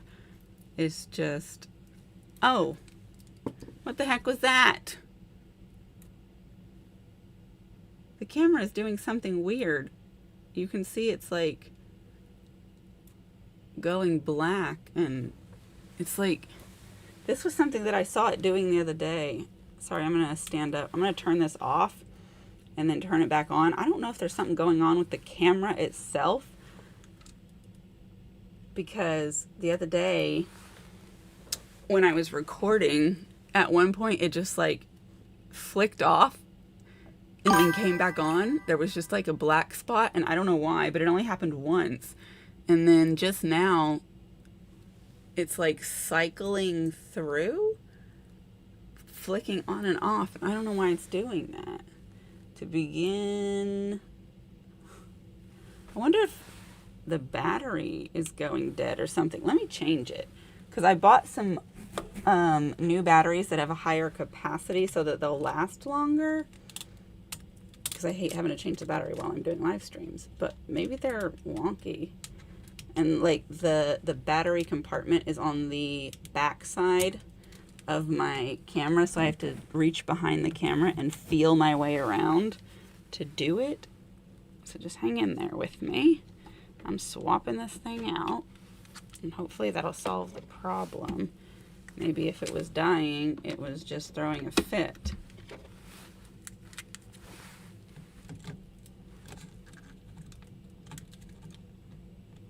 Ugh. I'm gonna have to reline this up, because I don't know what my alignment's gonna be, because I when I'm doing this I wobble the camera. Okay, at least I've got it back where it's supposed to be. Bear with me here. I'm gonna have to look at this stuff and see where everything is. So like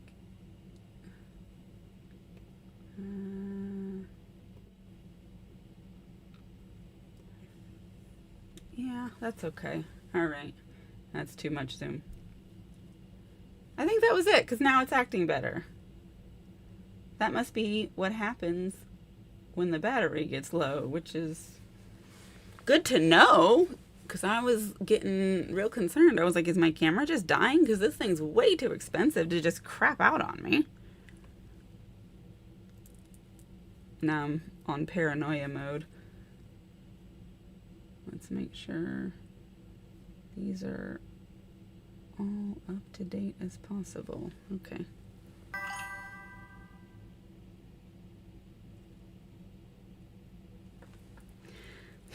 See, now there's so much delay in what happened.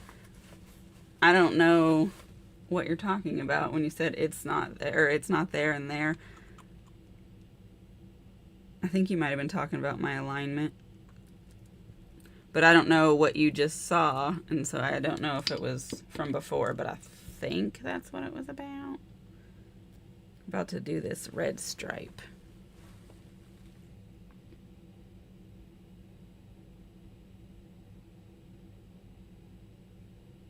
Is something flickering? It is. It's the light over here. Ooh, that's a big old blob. I don't need all that on there. Girl.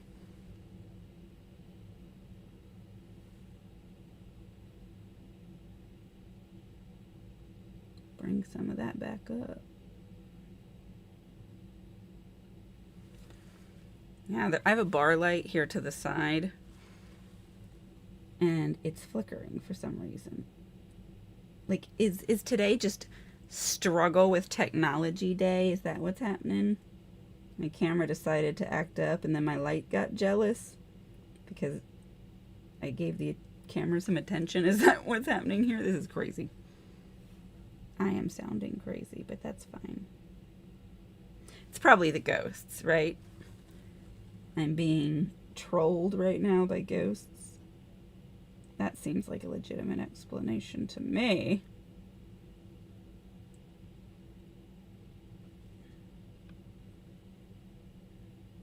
Ugh, pull some of that off. That's just too much.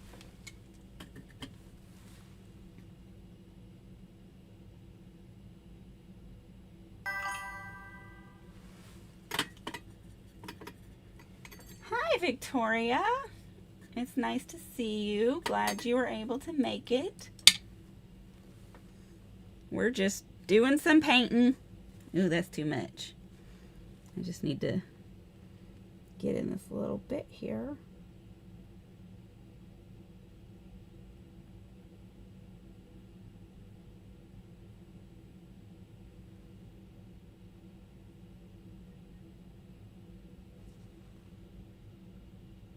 All right, let's check our alignment. I think it's good. Let me clean that off. Okay, let's see.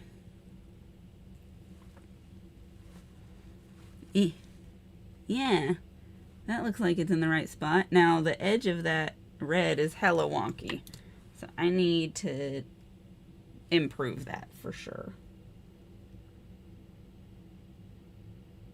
Let me try and just put a little pressure down. Maybe that'll help it get a straighter line.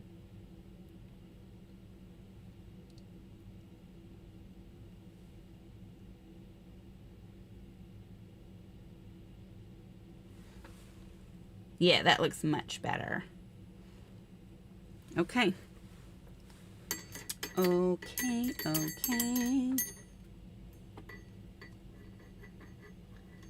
Oh, it's all right, girl. No worries.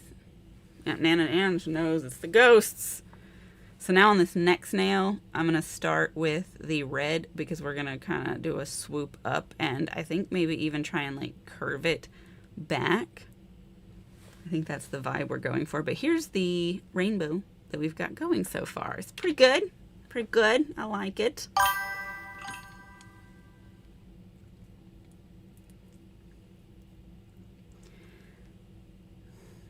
No worries though, Victoria. Like, it's totally fine if you're not able to make it to my live stream. Like, I know people got lives. You got business to handle. And then also sometimes my live stream is far too late for you. And so that's okay. Don't feel guilty if you're not able to make it to one. This needs to start here. Yeah. Okay.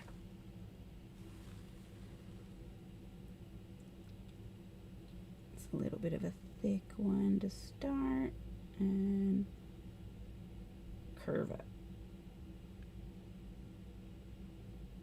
Yeah, I think that's gonna look good.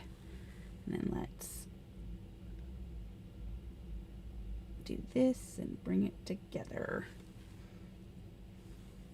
We're gonna have us a nice little swoop built into this design.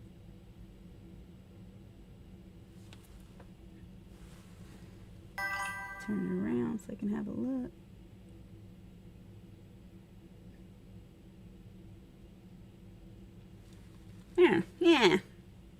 Yeah, that's gonna come out real well.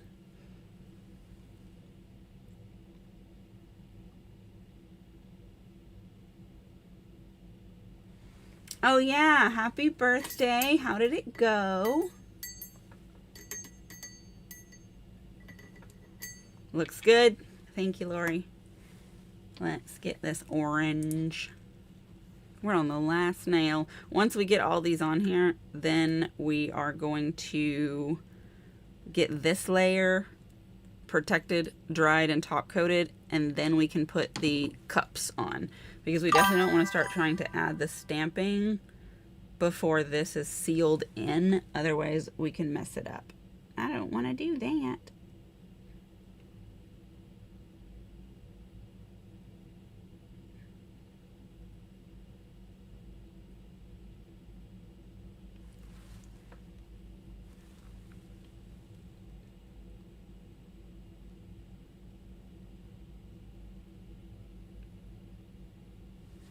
Right.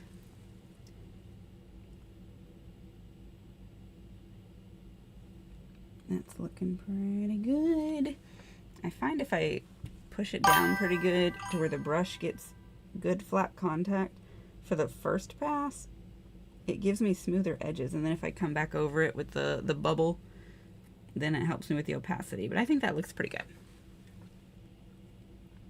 Oh, dang. See, and when I was just painting, I was outside of the view of the skinny one. is so hard. You feel old? How old did you turn? Again, I know that you're younger than me. By probably a lot.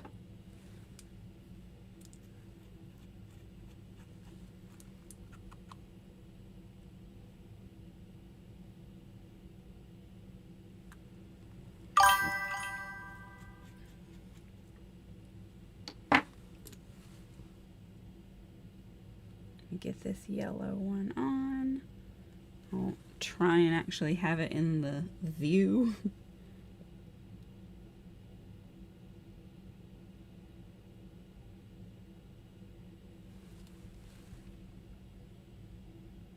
$37. Okay, that's not much younger than me at all. I'm only 39. So we are in the same range.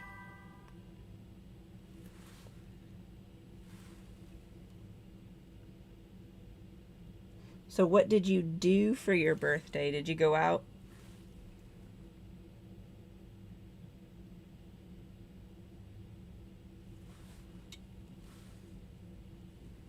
Hope you can see what I'm doing here.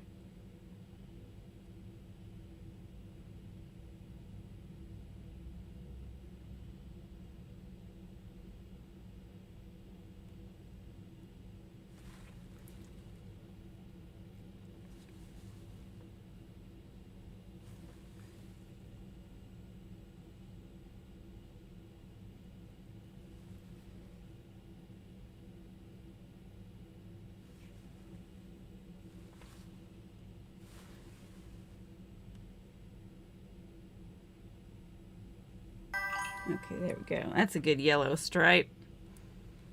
Let's check our alignment because we're halfway through. Seafood boil, that sounds delicious. Great option. All right, alignment's looking good. Let's get this green.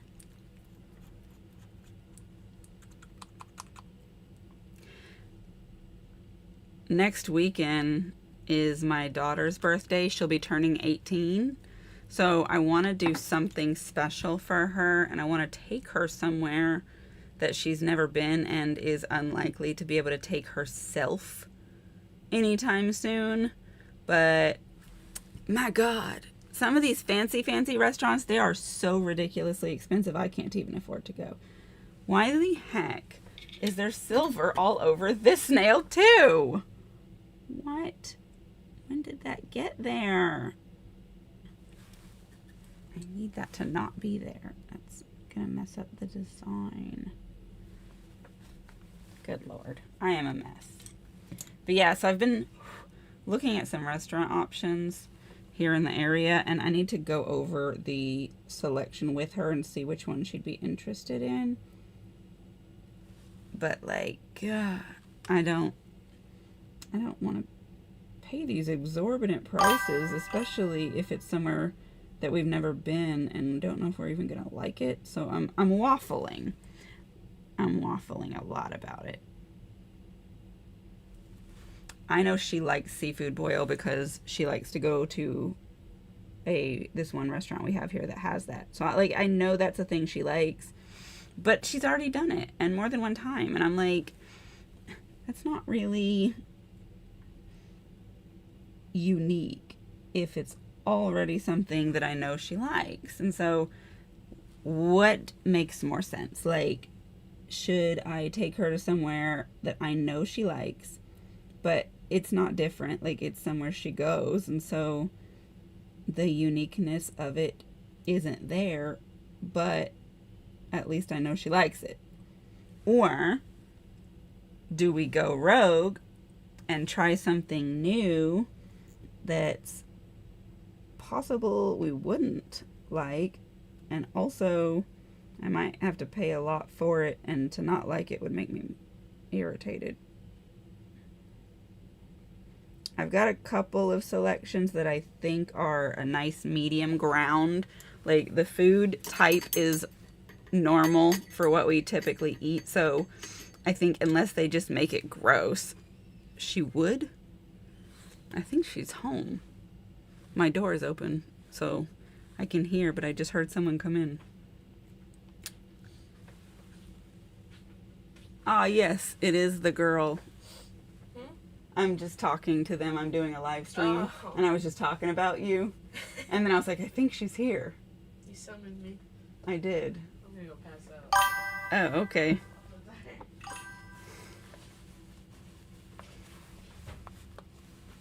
Yeah, that's another thing. The older you get, the less special your birthdays become. And so, like, you want to savor the good ones, I think.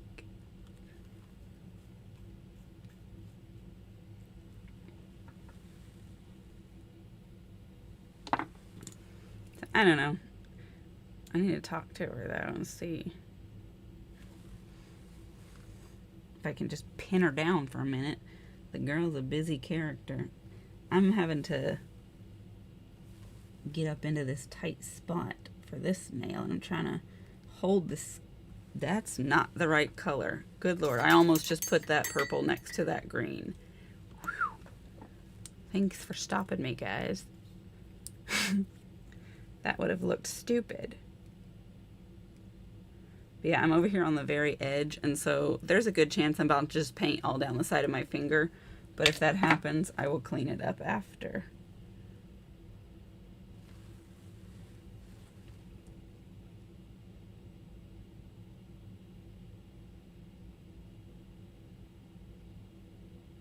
Oh yeah, I'm painting all over my finger. I'm trying to hold it out, but like, it's not going that well. There's just not a good way to get down in there when you can't use your other hand to pull the skin back. Now, there are actually hacks to deal with that. I have these clips. They're binder clips that I can use to pinch the underside of my finger and get the skin. But I don't have them in here with me because I didn't think about doing that.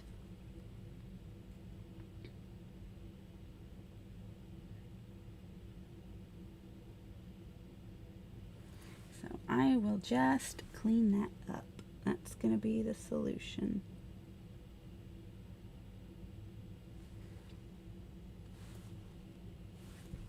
Ooh, that's too much and very thick. Good Lord, get that excess off of there.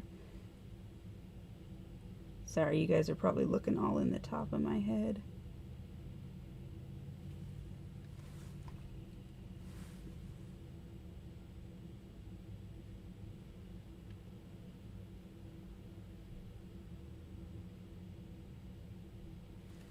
Okay, yeah.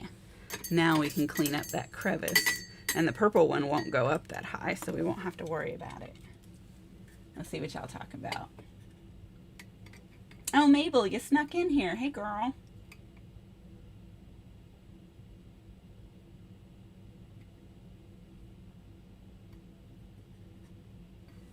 You know what? Every birthday is a blessing. I enjoy my birthdays thoroughly. And I have birthday month around here. I'm like, this whole month is about to be my birthday. I don't mind getting older at all. And I really want to be here for as many of them as possible. So I will just keep celebrating my level ups, even if I have to do it by myself. I cleaned up too much. Now I need to get back in there a little bit. I'm going to try and do this.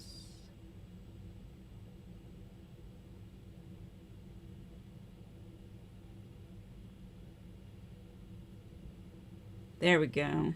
I think that's all right. And then it's a bit weird here. Okay, that's good. Blend, damn it. All right, now we can do the purple. It's gonna be our last stripe.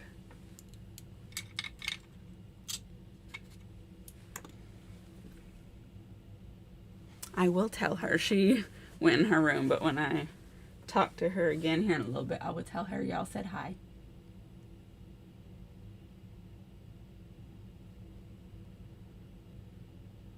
All right, yeah, I've caught up on everything on the chat. Sometimes I have to, you know, read through it just to make sure.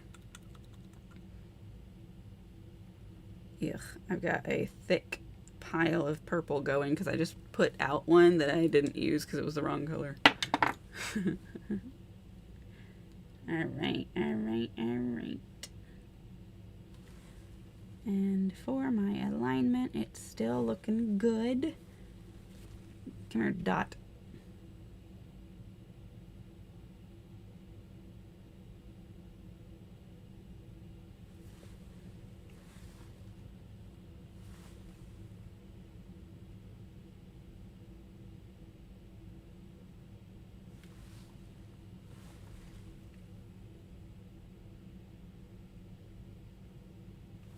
All right, we've almost got it across.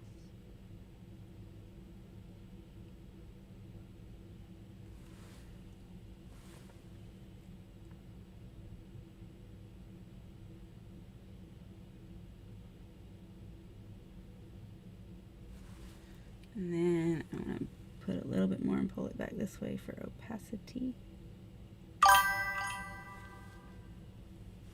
And a little bit more here and pull it towards the center.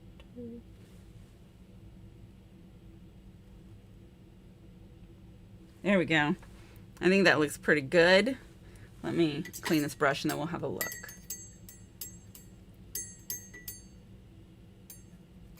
Do you? Thank you. I'm pretty happy with it. Let's try and check our alignment. I'm going to just stabilize all these nails and try not to bang them into each other. Okay. Let me wait for it to catch up in the screen so I can see where it's at. I think my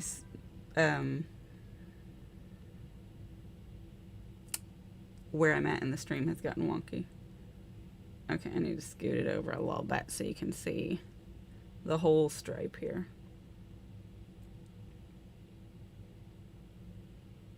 There you go. Now if you're on the vertical, you can see it. But yeah, I think I did a pretty decent job with the alignment. Now, the transition from the index finger to the middle finger is a bit weird because that nail twists. So in order to see them together, I would need to do it a little bit more that direction. Let go of the ends because when I push it down, it gets kind of strange. But I think we did a pretty decent job. And then here's our thumb. I think it's looking pretty good. And I actually think we're going to get away with not having to go back and do a second coat because as they're drying, they're getting more flat and more melded. And so I think that's okay. I'm waiting for it to show up in the screen to make sure you actually saw what I was just talking about. There it is. Okay, you did. Cool, cool, cool. Well, thank you for all the rainbows.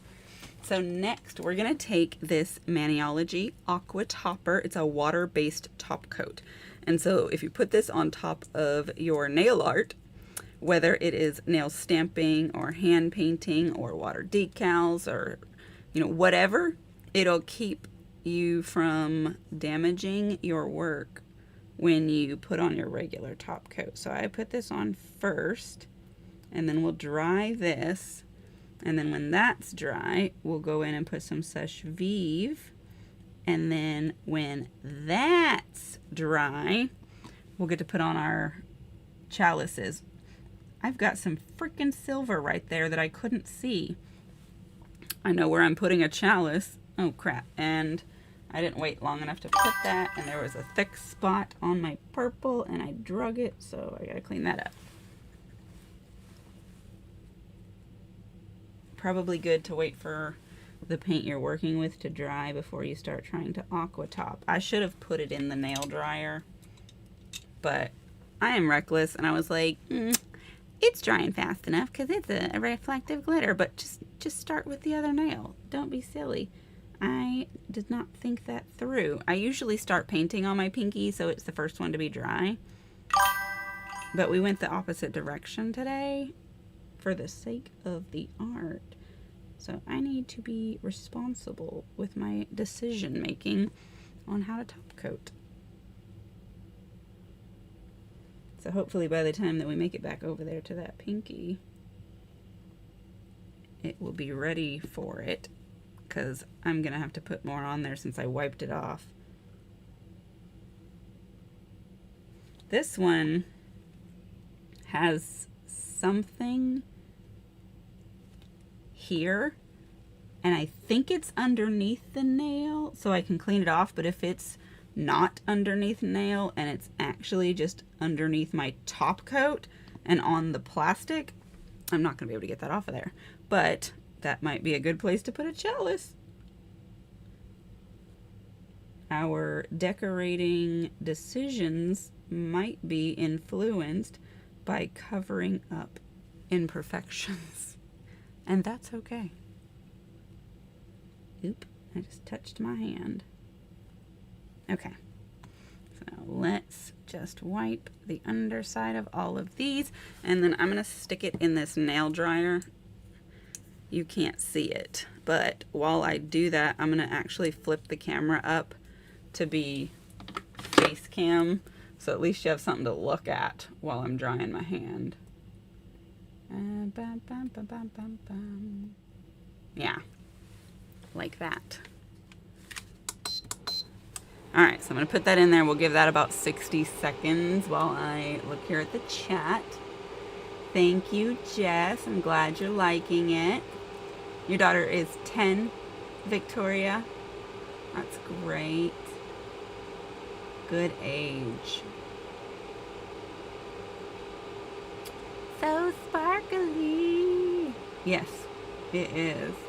Josie, hello. Welcome in. Thanks for coming. If any of you have not had a chance to hit the like button, please do. The algorithm hopefully will thank you, but I definitely do. And if you're not subscribed, definitely subscribe. I appreciate that as well. You know, we're almost there.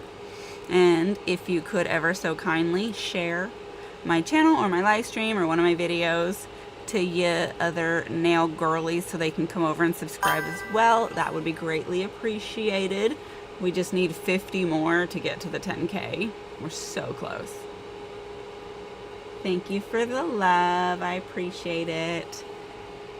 One thing I'm gonna tell you about this aqua topper is it likes to run off to the side and pool. So like right here, I've got a thick area going because my hand is in there sideways. It's the same problem that happens with gel. So I'm gonna turn my hand over this way and actually do it, so maybe it'll kind of run back a little bit. Otherwise, it's gonna make a white spot there where it's gonna be lumpy. I just realized that what I was showing you was nothing because I'm not on that camera mode. Ha. Ha. Sometimes I do stupid things. That's okay. But yeah, so whenever you top coat in your aqua topper, if the aqua topper is not thoroughly dry, it turns foggy, which is fine. It will clear up as it does finish drying. It just takes a little while. But I would like to have as little fog as possible so we can look at these nails before we go. You shared it with 20 of your friends? Thank you. That's a bunch of friends. Thank you. All right. Let's flip this back so we can have a look-see. All right. So I do see a little bit of foggy spots. That's okay. Ugh, open it back up because I can't see what I'm doing. Yeah, a little bit of foggy spots on the pinky, which is because it's still kind of thick there. I can see this big lump here of where that top coat pooled, but like because the outer layer of it is dry, it's like skin. So if I try to fix that, it's gonna like tear the skin and it'll be gross. So I'm gonna have to leave it. It'll dry with time.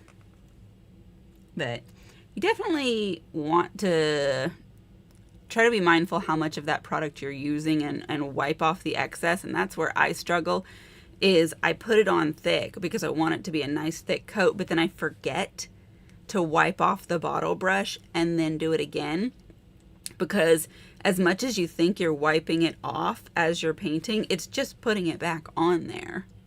You know, so you got to wipe it off the brush. But some of us are slow learners, and I am one of those. Let's see here. Okay, let's go in with our Sèche Vive. Now I am gonna start with the outer edge to put this one on because we've got that paint covered in. But this way I don't have to paint over the wet nails. We're just gonna get us a nice smooth layer of this on all of these, and then we'll dry them. And once they are dry, it'll be time to put on the chalices that we made at the beginning, which will be very fast and easy.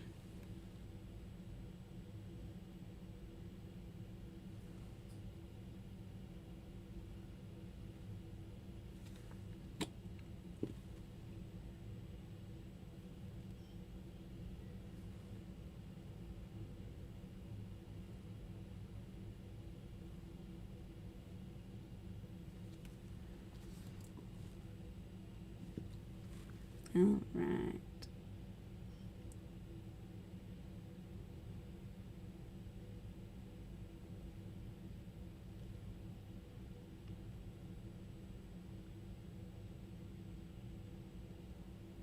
That's looking good.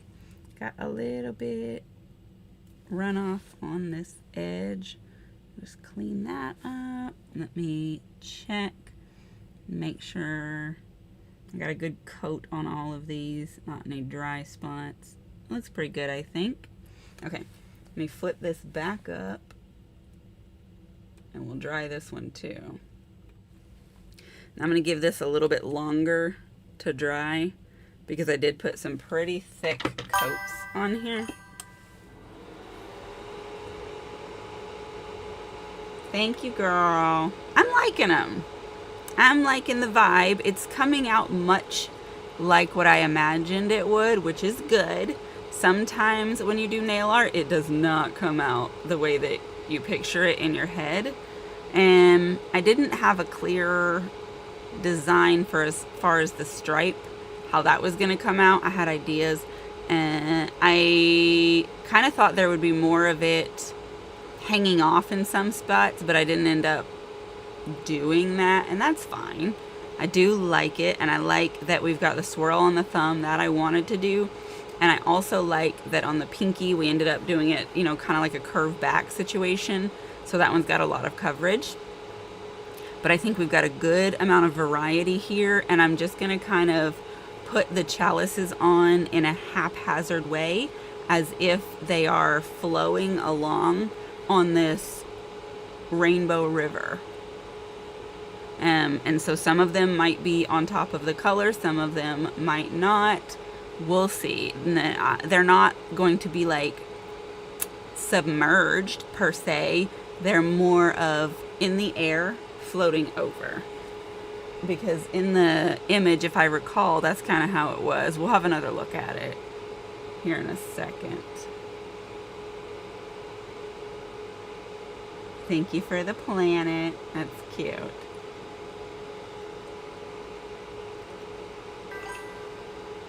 I think you're right. I think it is gonna look pretty cool. Alright, so that's been in there for about 100 seconds. Let me just check. Yeah, so like the bowls, you can't see anything.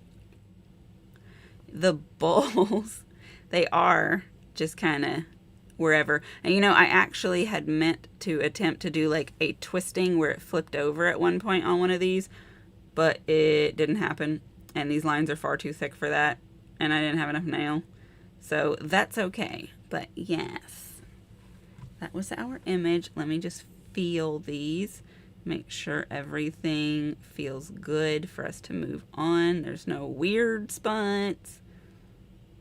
That one's got a little bit of a rough area there.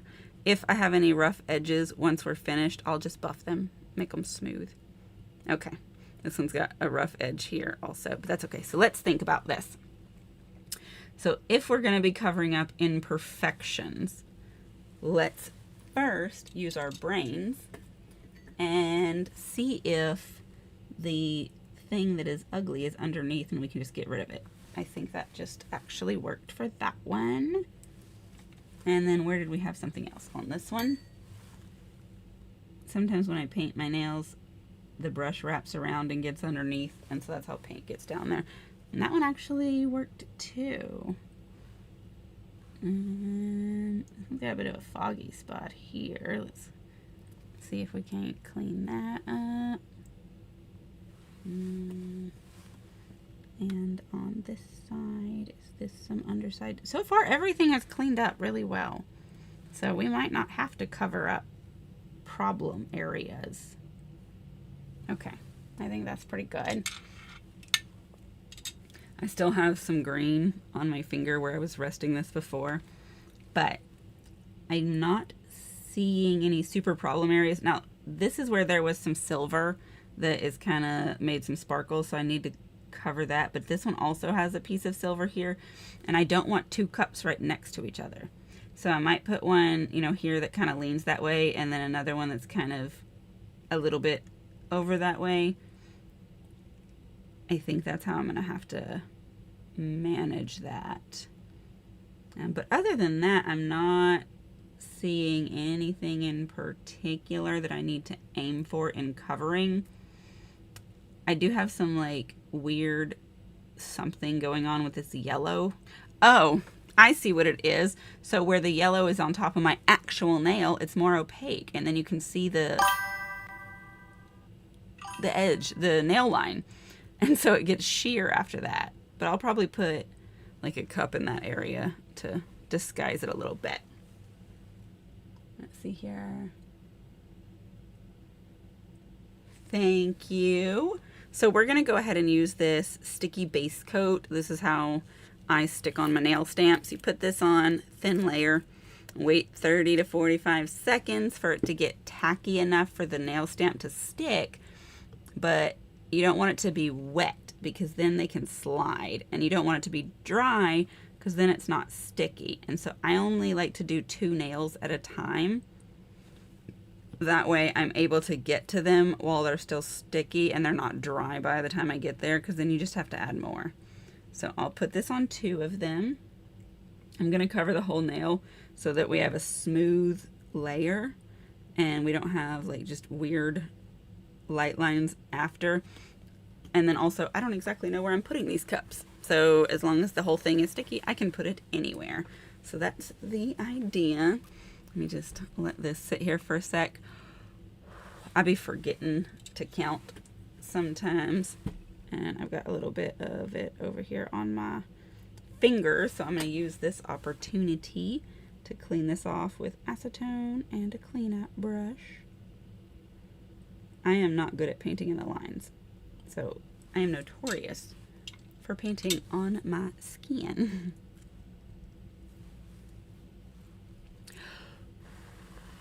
Ugh. Apparently, I am also good at smearing things and then leaving it there. There's some blue that was like in the cuticle that I was struggling to get out, and apparently I smeared that. But there we go. I think that's all right. All right, so I'm going to check the tackiness. That's pretty decent. And I've got us one of these stampers. Each stamper has 2 cups on it. So let's just start placing. I'm going to try not to accidentally stamp by touching the nail that I'm not intending to touch. All right, so that's there. That's good. And then I kind of want to put one down here as well. So we've got 2 cups. That's cool. Let me close that stamper as I'm going. We'll get our next one. And let's put it like here-ish. And then this guy, I want them to all be at least semi-upright. I don't want to put any of them on upside down. That's for sure. I'm going to put that one right there.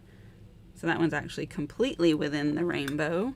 Some will be and some will not be, but I think giving it some variety is a good plan. Now we need to sticky these next two nails. We have a lot more of the negative space at the bottom of this one, so I might put one of the cups out there just kind of floating by itself. I don't have that opportunity on any of the other nails, I don't think, because there's not near as much of that open area. Like hypothetically I could do it on this one, but it's kind of covered, so I think that's what we'll do. We'll put one down here just for funsies. These are cool. I really like them. I'm glad you guys came along for the ride helping me do these nails.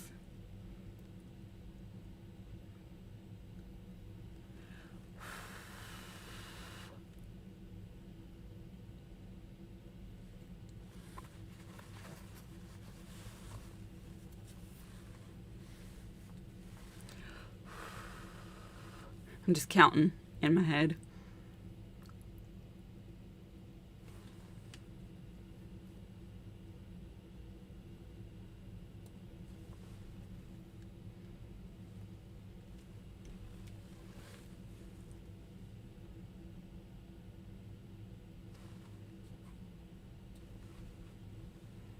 Okay.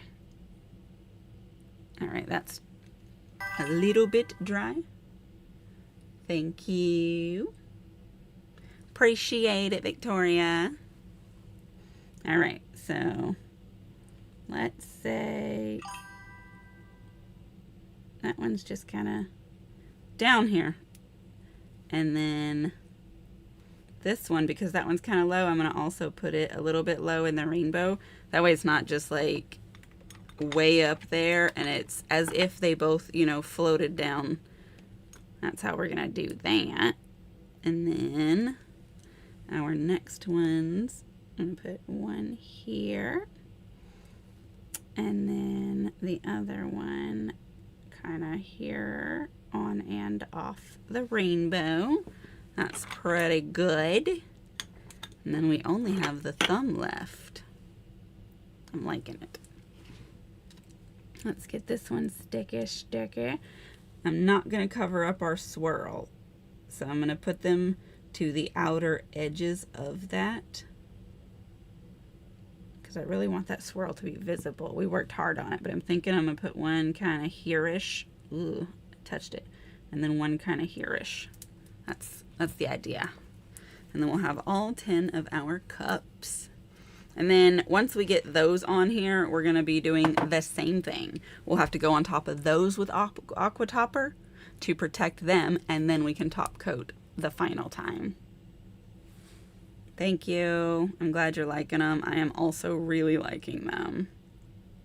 I do like to sometimes do nails where part of it is clear. I really like that vibe, but I don't do clear nails very often because oftentimes I'm getting all kinds of crap underneath them. If you top coat the underside of your nails when you first put them on, it makes them stay a lot cleaner and a lot clearer, but I don't often actually remember to do it.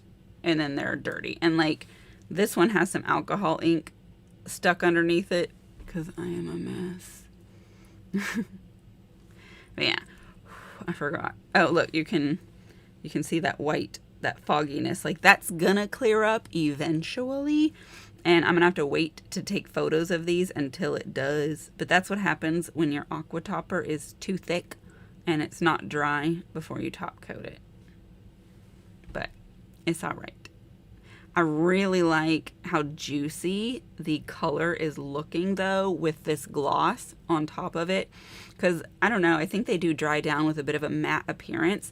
But once you put enough top coat on it and it creates that thick jelly-like sheen, I think that's really pretty. And that's one of the things I love about Sèche Vive is it's a very thick and juicy top coat. All right, let's get these going. So I want one to be kind of like here. That seems good.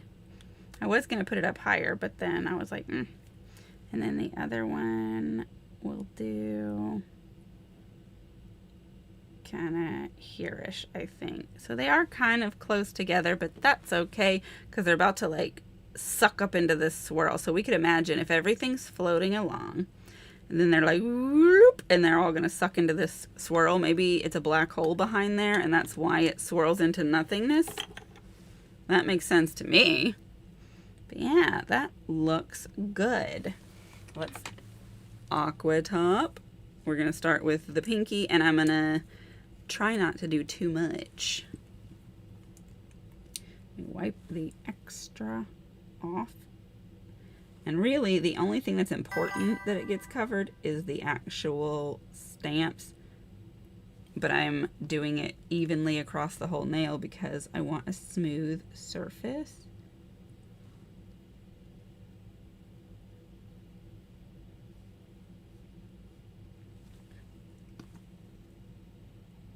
You love them? Thank you. I also love them and think they are looking real snazzy.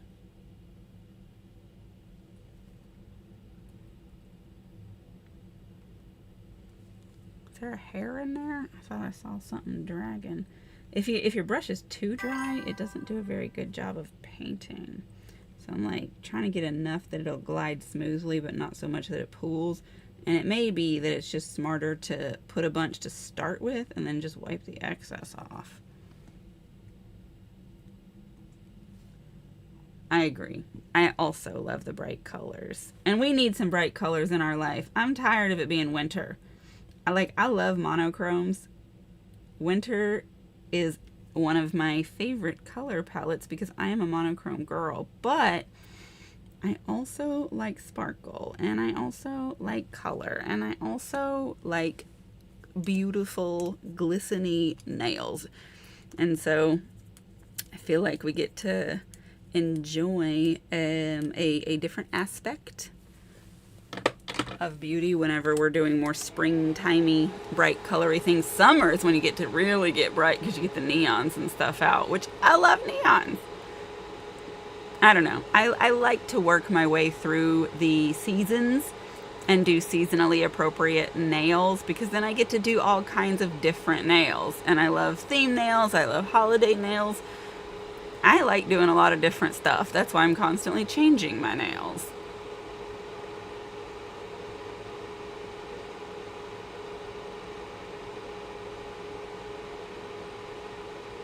Thank you so much, guys. Yeah, we're just giving this a little dry, and then we'll seche vivre it in, and then that'll be everything. What time is it? How long have we been doing this? About 2.5 hours? That makes sense why that camera, or the battery was dying, because they usually only last, a little over an hour, roughly, right? Maybe longer. Ooh. I like to try and catch the moons when they're big and fancy, but where I live, it's often cloudy and they're hard to see. I don't love that for me.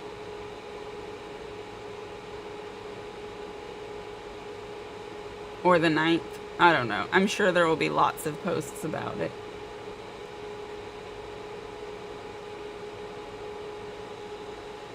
Alright, so that's been in there for about 90 seconds. I think that's probably plenty of time. Let's seche vivre.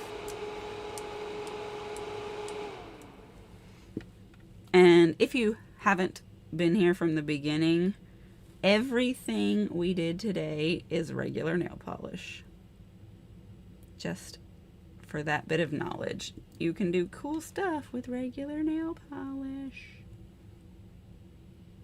This one's got a big white area also right there, but it'll clear up.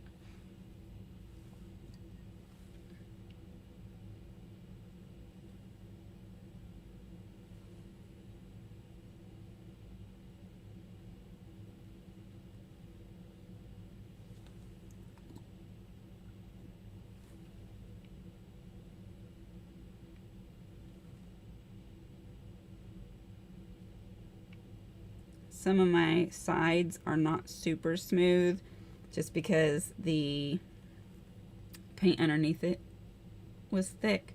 That's okay. Like, hypothetically, if you're bothered by it being a little bit lumpy on the edges, you can always buff it, file it, and then top coat again. I don't particularly care that much. So I will just have it be whatever it wants to be. Be your best self, nail polish. How about that? I do wipe my undersides though, because when the brush goes up under there, sometimes it leaves a lot, and also it helps it not be as thick on the edges.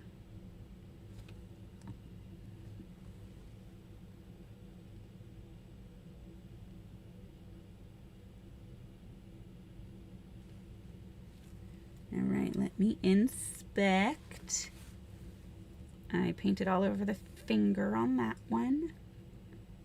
But I just scraped my pinky nail on the mat. I really hope that that one was dry and it didn't just create a drag all through it. Sometimes you get lucky and it does dry by the time you finish making it across the hand. And so if you boop it, it's not disastrous. I don't see any messed up spots, so I think it's okay. Yes. 1 second. Let me close this bottle. So, I'm going to try and let this catch up so we can look at it, and then I'm going to have to stick it in the dryer again, but I want to show it to you.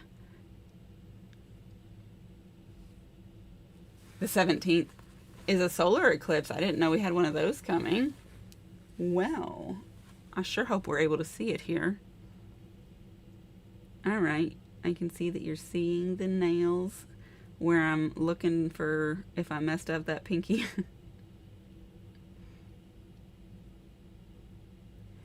Yeah, here's what we got. I think they look very good.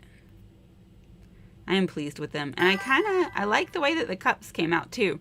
I like that they are just kind of randomly floating through there and that they're silver. I thought about making them a variety of colors too, but I was like, it'll make them blend in too much. And so I think this is better. Thank you so much. I appreciate it. Thank you so much for coming and hanging out. Let me get this one in the dryer. That's really everything. Once I pull this out, I will cuticle oil because all the cleanup that I do with acetone, it's a little drying. Doesn't create beautiful photos, but I'll lubricate my fingers up and then they'll look nice. I still will have to wait a while before I take the photos. So I'll just have to be careful with my hands for the next few hours since nail polish doesn't cure instantly. It'll be soft still on the inside for like 24 hours. So you want to be responsible with your hand usage, not to like jab things, gouge things, scrape them, stuff like that, because it'll dig into it. It'll mess it up. But if I can keep it looking nice long enough to be able to get the photos, then if it gets messed up, it is what it is. I'll change my nails soon anyway. But hopefully I can keep it looking nice until I'm ready to change them.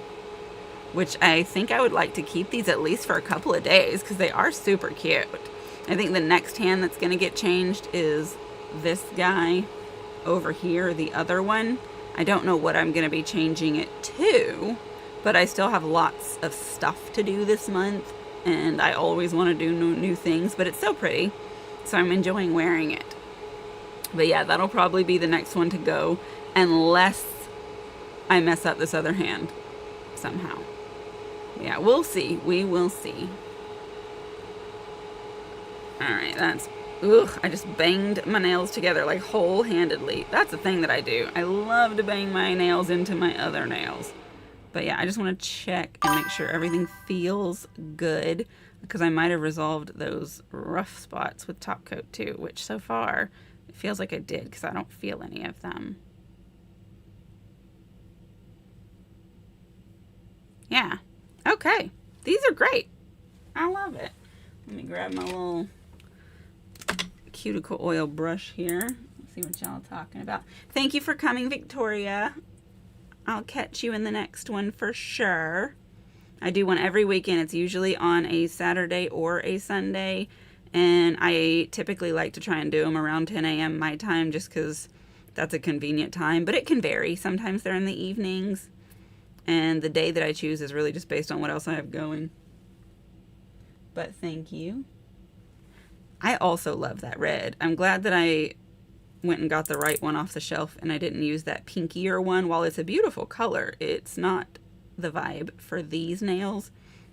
And I also like that they're kind of a bit of a jelly.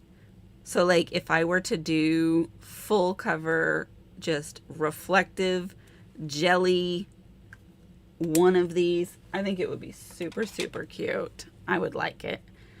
I like to cuticle oil the underside as well because I find that that part gets pretty gross and you don't really think about it as much. But yeah, I'm gonna rub that in a little bit. Okay, that's everything. Thank you guys for coming, for hanging out, for chatting with me, for giving me your ideas, your thoughts, all that good stuff. I appreciate you. And I will definitely be seeing you in future lives and in your own lives. And if you haven't done one yet, I am looking forward to seeing your live when you do. And your videos and all that. Hey, Dee. You just came in right here at the end. We're just having a little wrap up. We finished the nails. They're looking super, super cute. But yeah, that's it, guys. I will see you in the next one. Goodbye.